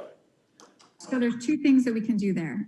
Krista will remember now that I'm telling her, we built a whole analytics section for your Wi-Fi page in Google Analytics for you. So we could exclude that traffic if it's important to you to not see it. If you wanted to see your numbers without that internal traffic, we can exclude IP address. We can exclude people who have landed on that one specific Wi-Fi landing page, if that's important to you. Yeah, that's something we can talk about that for next time, but I think that's something to kind of take back. Well, I think to Matt's point is understanding that if you have 300,000 visitors to your site, but 250,000 are because they logged on to your Wi-Fi, we should understand that as a metric. Yeah, understood. Yeah, I definitely think it's also, sorry, as a additional point that you are putting them onto your website. So there is the opportunity for them to continue to browse. So that could even be a whole additional page that's like, this is how users are using your website after they land on X page. Yeah, right. And that's very helpful, I think. Yeah, that's the other part of it, which is understanding, as the chairman pointed out, was that, what are they doing once they're on the site? What are they looking for? Why are they there? So that we can enhance that experience, whether that's enhance signage in the terminal if we need to, or enhance what's happening on the website itself, so that we can provide a better customer experience. Yep. Got it. All right, I'm going to jump down to paid traffic here. And a lot of this, you're going to see, oh, what's that undetermined column? So you're going to see more and more of this as ad reporting becomes, more heavily involved in your life. People don't want to give you their information. That's why there's a lot of data restriction laws that are coming to fruition, especially through California. So if you don't click that accept cookies button, I'm not going to be able to know what your age is. If you browse in private mode, I'm not going to be able to know that either. So that is why that undetermined column there is so large. But from the data that we do have, the 64 and up, and then the 55 to 64 age range definitely dominates. We are using something called affinity audiences for a lot of our placements, and that means that we're bidding specifically on a demographic that is planning to travel. So some of that may include age range as well. From the gender perspective, we have a 35% female versus 22% male. And then again, mobile is always going to dominate with Google Ads. Okay, any additional questions here? Just appears that males are less willing to share their information than females. No, because we're 50-50 on the upper one, and males were much more suspicious, I suspect, or cynical maybe. Yeah, absolutely, that could be. All right, the next two slides you're probably going to find extremely interesting. User location and region, and we broke this out versus organic versus paid. As you'll notice on the right-hand side, paid is very specific. We do that on purpose. But then user location for organic page views, obviously Pennsylvania is gonna lead there. But important to notice that New Jersey, followed by Florida, being significant as well. I think it's interesting that there's a pretty significant DC number there. It is, and that's not from any announcement. I mean, that was prior to this. Right, that was all prior to this, so that's telling. Do you share this? Is it possible to collaborate with Discover Lehigh Valley on these data? Because they're also place marketers, and I don't know where they're at right now with their marketing in DC. They've done it in the past. Mike might be able to speak more to that, but there might be some overlap. Yeah, we can certainly talk to them about it. We can definitely share it to get an idea of where they're placing and see if that is driving traffic to our website. Well, just I don't want to kind of derail any of the conversation here, but just broadly speaking, there are three principal place marketers in the Lehigh Valley, right? Discover, you guys, and LVDC, and collaborating on some of these metrics, just to show each other what you're doing could be really helpful. Yeah, for sure. And as you know, we've had these sort of ongoing conversations with those three groups about how we can work together. So definitely, we will continue that. I think Weidenhammer, you guys you guys used to do LVDC, but probably still do some stuff. I have a relationship with them. I am not involved in that particular engagement, but I think we do a lot of stuff with their website right now. Matt, about 3 years ago, we were very actively involved in DC, the DC and Baltimore area. And so that was 3 years ago. I don't know what Discover's doing now. Yeah. I mean, not surprisingly, the other ones, Michigan and North Carolina, we have destinations there. Right.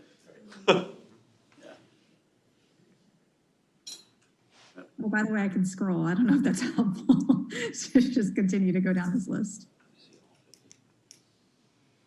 Be interesting when we get to. Okay, that's probably good. It gets to be de minimis after you get beyond some of those. It's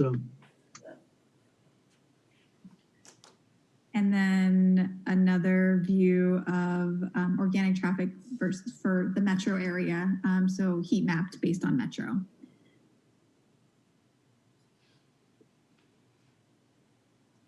Okay, so how does it break out when it says metro? Zip codes.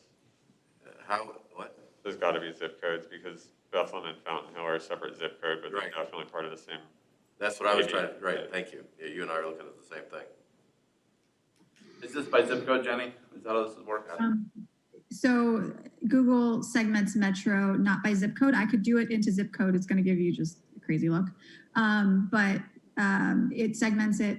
And again, it depends on how Google defines Allentown, Philadelphia, Bethlehem, et cetera.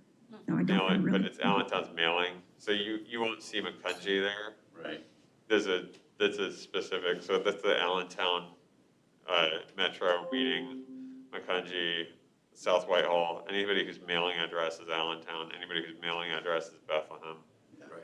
Same thing for Easton. You get Easton, Forks, Palmer, Yep. Wilson, Williams, But West does Easton. Fountain Hill have a separate mailing? Yes. Yeah, they do. Also, crazy place. No, I can say that now. We're growing. And I believe for Fountain Hill, Fountain Hill would probably include South Bethlehem and some of those areas as well. Saucon Valley. Right. Yeah. Right, okay. That's one zip code. That's the 15 zip code. Okay, so that's the 015 zip. But if we looked Yeah. at this by MSA, that would change this look totally. Yeah. Yeah, it would. Definitely do a zip code report easily if you'd like. That's Well, fine. I think we were just trying to determine how Bethlehem and Fountain Hill, how it broke it out, what it used to break that out. And as Matt said, if you looked at what you considered an Allentown metro area, what you considered Bethlehem metro, Easton metro, how it would throw those three together, or separate them, I guess, is looking at it. Wait. So it's just interesting. Scroll up again. The left side is organic Right. and paid. So all of our paid, we're geo-targeting Billy High Valley for paid. It's a 60-mile radius, so it extends like that. Sorry, I talk a lot with my hands around the airport. Who's number 5? Ugh. Number 5 is the undetermined column, Okay. Oh, sure, okay. which isn't actually that bad considering. So, okay.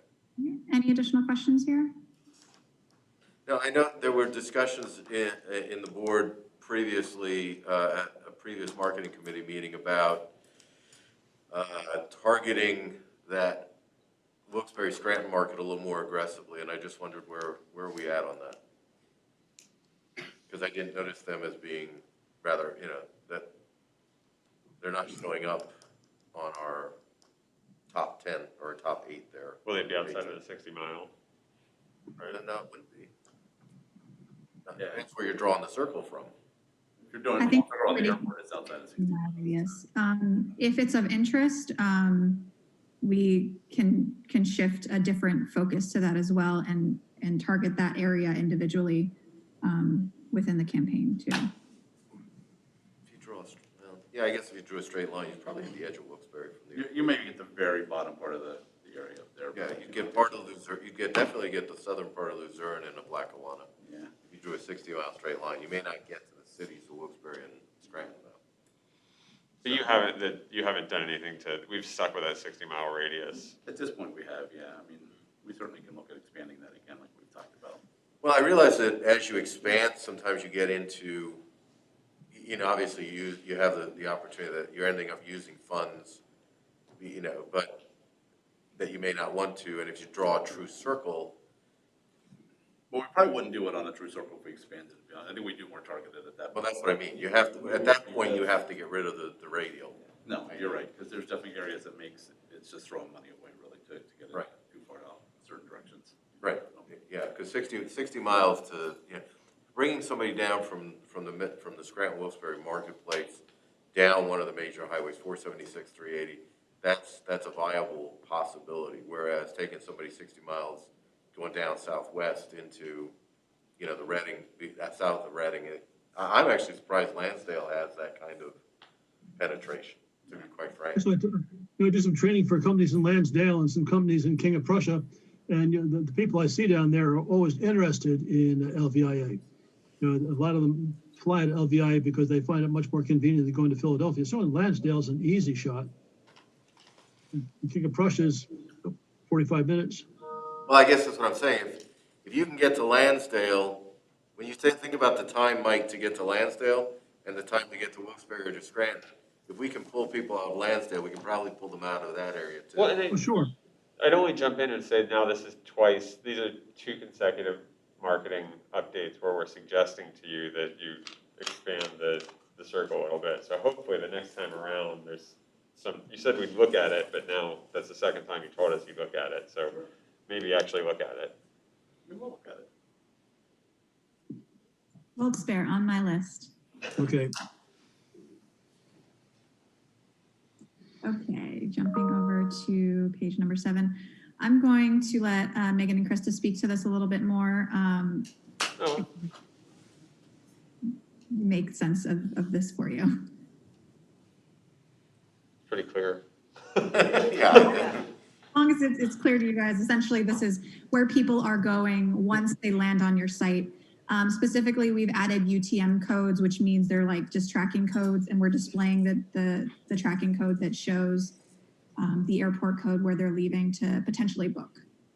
So this was like super important for us because like you all know, you can't buy a ticket on our website. So we want to know when people are leaving our website, where are they going? So we kind of tracked this. If you look at the event action column, it shows you the link as to where they went. And, you know, you see Allegiant, you see American, Delta. But what's really, really important is if you go down to like line 7, you can actually see on there where they were going to. So SRQ, we made a UTM code. So we know that they clicked on our website to leave our website when they clicked Sarasota. Same thing with SFB, PIE. So we wanted to know where they were specifically looking, not just going to Allegiant's website, but what destination they were interested in. Does that make sense? Yep. Yeah, how significant is this on the Allegiant side? So if Allegiant has a single, like we're feeding them traffic, are those 12,000 clicks, is that significant for Allegiant, or is, I don't know where it lies. Yeah, I don't know either. I would guess it's probably not super significant, you know, but yeah, I mean, But it also rolls up, because all those additional, you know, it's not just the 12,000, it's all the additional Allegiant stuff. Yeah, I mean, the nice thing I think from this is you see every one of our airlines on here, you know, on the tops of this, though they are all going from our website, you know, the majority of people are leaving our website and going to one of the airline sites, hopefully to book a ticket. You know, that's the whole goal with us trying to push them to our website at the end of the day. We can't sell them there, like Krista said, but we push them. I think what's important to note to Allegiant too is you're feeding them qualified leads. Right. And that definitely isn't worth nothing to them. That's, and again, that begs the question of like, who do we share these data with? And is this something that we can collaborate with the Allegiant web team on to better, you know, to help them out? Yeah. It's a thought. No, it's a good thought. So. All of this information shows up in their analytics specifically. So when they look at referral traffic, they'll see the exact same numbers coming to their website. They'll also see our little codes here. So we really help them out if they wanted to do that kind of view. Yeah, cool. All right, any additional questions on this page? No, it's good. Okay. And one more You know, I noticed all the Allegiant, I do have a question, I'm sorry. I noticed the Allegiant was broken down by destination. Are the Delta and AAs, are the legacy characters, do we have them broken down by destination as well? We do, they're a little bit further down. Okay, they're further down just because of the lower number of clicks. Okay. CLT. There's an Charlotte. CTL, I see that, okay. I don't know what CTL is. That should be Charlotte. It should be Delta, CLT, Atlanta. I just did that one backwards. Yeah. Okay, great, thank you. Sure. Where's a new destination we don't even know we have yet. We'll go there. Here's a sneak peek at some of the new ads that will be released into the market this week. Some of these are already out there. So we have the new route into DC, some familiar imagery there. And then some new ads that are coming out that kind of push the, hey, we're boarding. Hey, don't forget, you know, we're traveling again. These are the destinations. These are the airlines that we offer. It also shows some of the additional sizes that we're placing on websites on digital display and remarketing. I was expecting some ooh, ah. Any other You've been really have Valley. Any other questions for Jenny before? No, that's good. Okay, awesome. Thanks for having me. I'm gonna jump off. So I think if in the future we sell this on a quarterly basis, right, like instead of looking at the whole year, kind of looking at what the last quarters looked like, because there is, obviously, and particularly with a year like this, like the annual numbers are, we're Yeah, two I different mean, worlds. This year is, no matter what we show, it doesn't look great, right? But, so, do you want to put that back up and just go to the first two slides real quick? We'll do this very quickly, because in the interest of time here, we've taken quite a bit so far, so. Megan, if you want to just walk through these quickly, that would be good. Hi, everyone. So now we can just talk a little bit about our overall strategy, including digital, but more than that. So on the left here, on this first slide, we'll talk a little bit about our personas and our tactics that we have in place.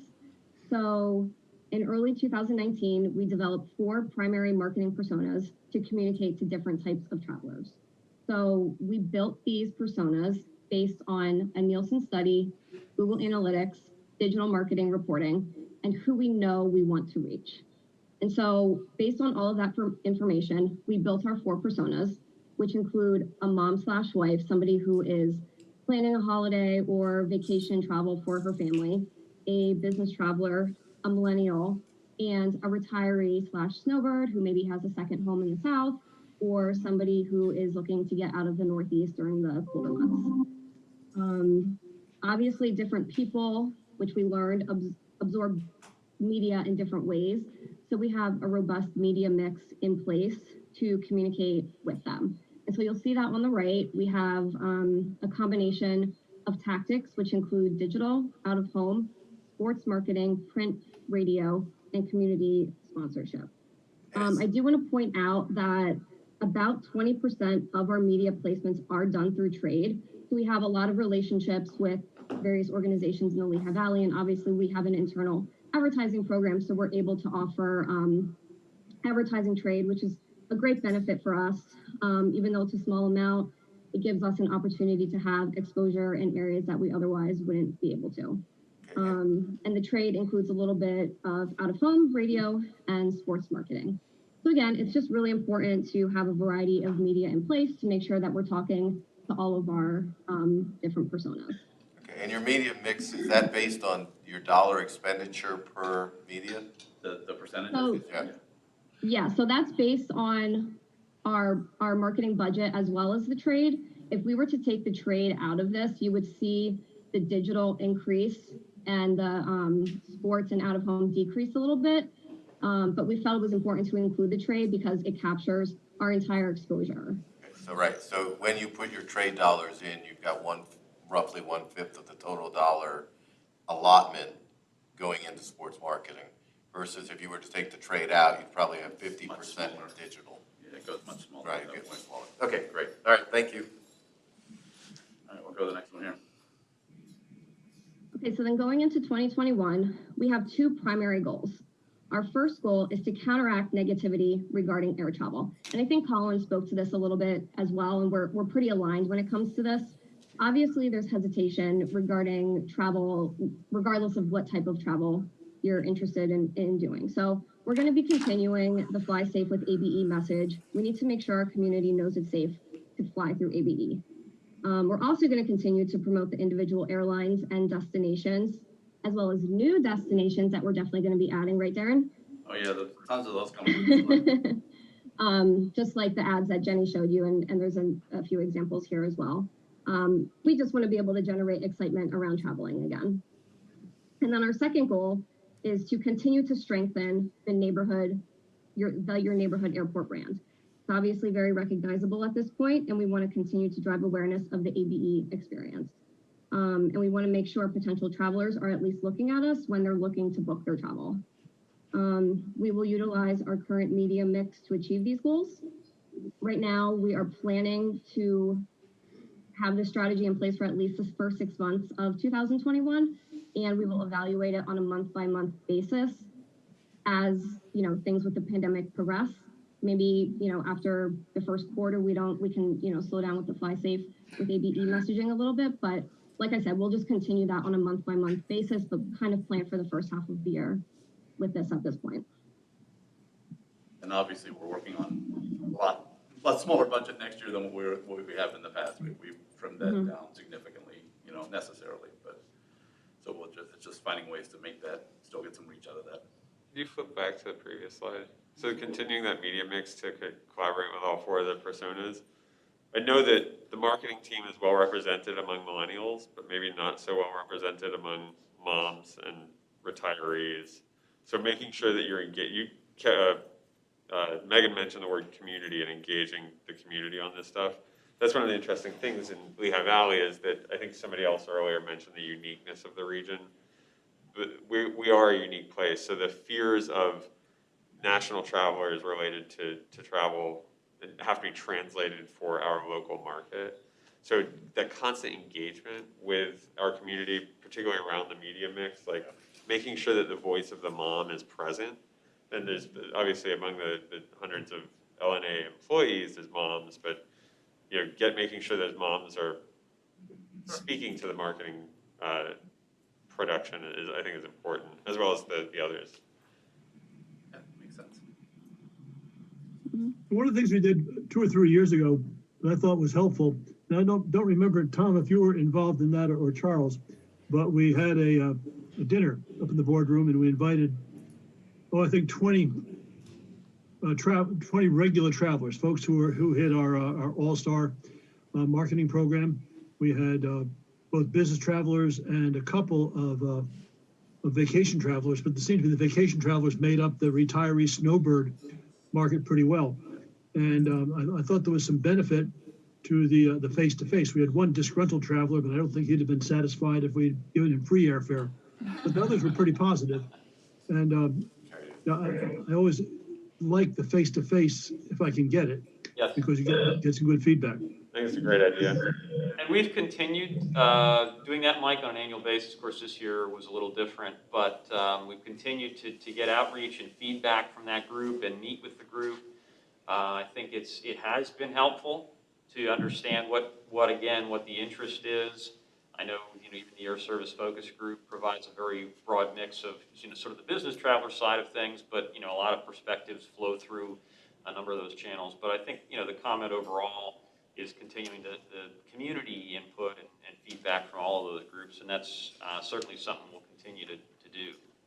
One thing that surprised me in that whole issue as I think about the business traveler retiree snowbird was that there was some frustration expressed from the business traveler compared to our vacation traveler. And I just found that to be kind of interesting, that they almost felt as if it was the business traveler thought the retiree snowbird was a competing form of business, and the retiree said, wait a minute, we're a significant portion of your total business. And I just thought that was an interesting dynamic. Absolutely. Very different markets. Yep. I think that was it. Thanks to the marketing team for being on. Appreciate their contribution. Thank you very much. This is really, I think, very, very helpful. It's great to see everybody. Yep, sure is. Thank you. Thank you. See you later. Bye-bye. Thank you. Bye. All right. Well, folks, I usually like to see meetings of less than an hour, so we haven't done that today, but it's been really, really informative and a very good session. Do we have any need for an executive session? I don't know if you want to, it seems like we got enough detail on marketing that we might not need to. I don't think we had anything else there based on the level of detail Then- we covered. So. Can I have a motion to adjourn? So moved. I'll second. Thank you all very much, folks. Same bat time, same bat channel next month, and we'll see you at the board meeting. 5 minutes for. I know, right? Listen, I've been sitting through budget meetings. Hey, so bad. Oh, Maybe my we'll give goodness, everybody I love 5 minutes to stretch their legs. Hello? 5 minutes to stretch their legs. Thank you. Awesome. Then we'll get back at 11:43. Okay. We know it's anybody going. Pino was on at one point, I saw. Yeah, I don't know. Really? He has So, like, do you think the bounced participants, or- he's still on? He was expecting 10:30. Well, yeah, I guess we were just based on typically being about 30 minutes per, but I guess. Peter's on there and Robert's on there. They're both on there. Oh, they are. They're just- Oh, okay. Cameras are probably off. Sure we paid for it. And the judges on there. obviously. Well, exactly. That's all I need, thanks. But think for the agenda, I mean, we'll just go super quick. Yeah, I mean, Approve the, Darren, do you, I mean, how significant are the development updates? So we were just gonna hold everything for it. there's no public session development update. I mean, we talked about some of the other projects, nothing really significant, so we might as well just preserve that time for the, discussion on real estate. I'm certainly if anybody has any questions, I can answer on any of the other things, but I didn't plan to. Yeah, Hangar 11 or Prox, whatever, but I figured In the interest of time. make it concise. All in the interest of time. Yeah. So we've got, yeah, we've got everybody here. John's gonna jump on? Is John on? John said he had to run and do something at one point, but I think he said he would be able to join us again here, so. Let's see. What was his? There's Peter and Robert. Oh, okay, excellent. Yeah, it's good. Are we still muted?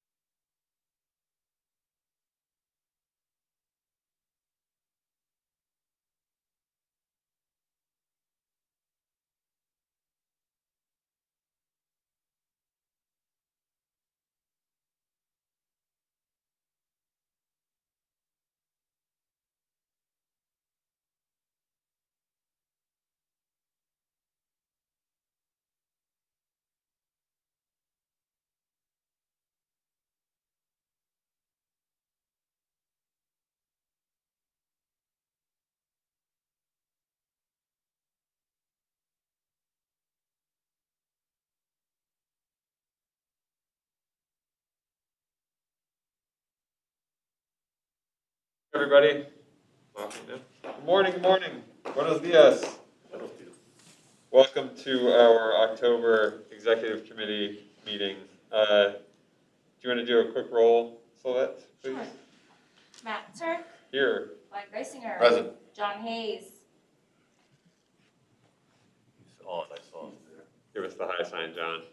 He's there. Grunt. Turn your mic on, John, and grunt. You there, John? His screen's dark. Yeah. I'm sure he's there. Okay, yeah, he just texted me, he's on. How about Ted Rosenberger? And Tara Zernsky. Here. Perfect, thank you. Do we have any public comment on that? We do not, sir. Okay. Moving on to action items, we have 2 items for approval. First is the approval of the meeting minutes of September 24th. Trust everybody had an opportunity to review. I take a motion to approve the meeting minutes as presented. I'll make a motion. Thank you, Tara. Can I have a second? Glenn, thank you. All in favor of approving the minutes of September 24th, please say aye. Aye. Aye. Great, approved. We additionally have the invoices that were presented to us by Florio Perucci for September 2020. I trust you had an opportunity to review. Assuming so, I'd take a motion to approve the invoices as presented. I'll make a motion. Thank you, Tara. Second? Second. Ben, thank you. All in favor of approving the invoices as presented, please say aye. Aye. Any opposed? Invoices are approved. Thank you. Darren has suggested that there are no significant development updates for this meeting, so we'll hold them in the interest of time. There are a number of items related to real estate matters that we'd ask the judge for an executive session for, but before we get to that, is there any new business for the committee? Sounds like none. Judge, could you briefly describe the request for executive session? Sounds like we might be some Zoom trouble. And you're on mute, Judge. Okay. There you are. The session today will focus on real estate matters, pending transactions, and it is an appropriate topic for an executive session under the Open Meetings Act that we are proceeding under. And I don't believe we'll have any action coming out of the session, correct? It's my understanding. It's sharing information. Thank you. Okay, I'd take a motion to enter executive session. So moved. Thank you, Glenn. Second?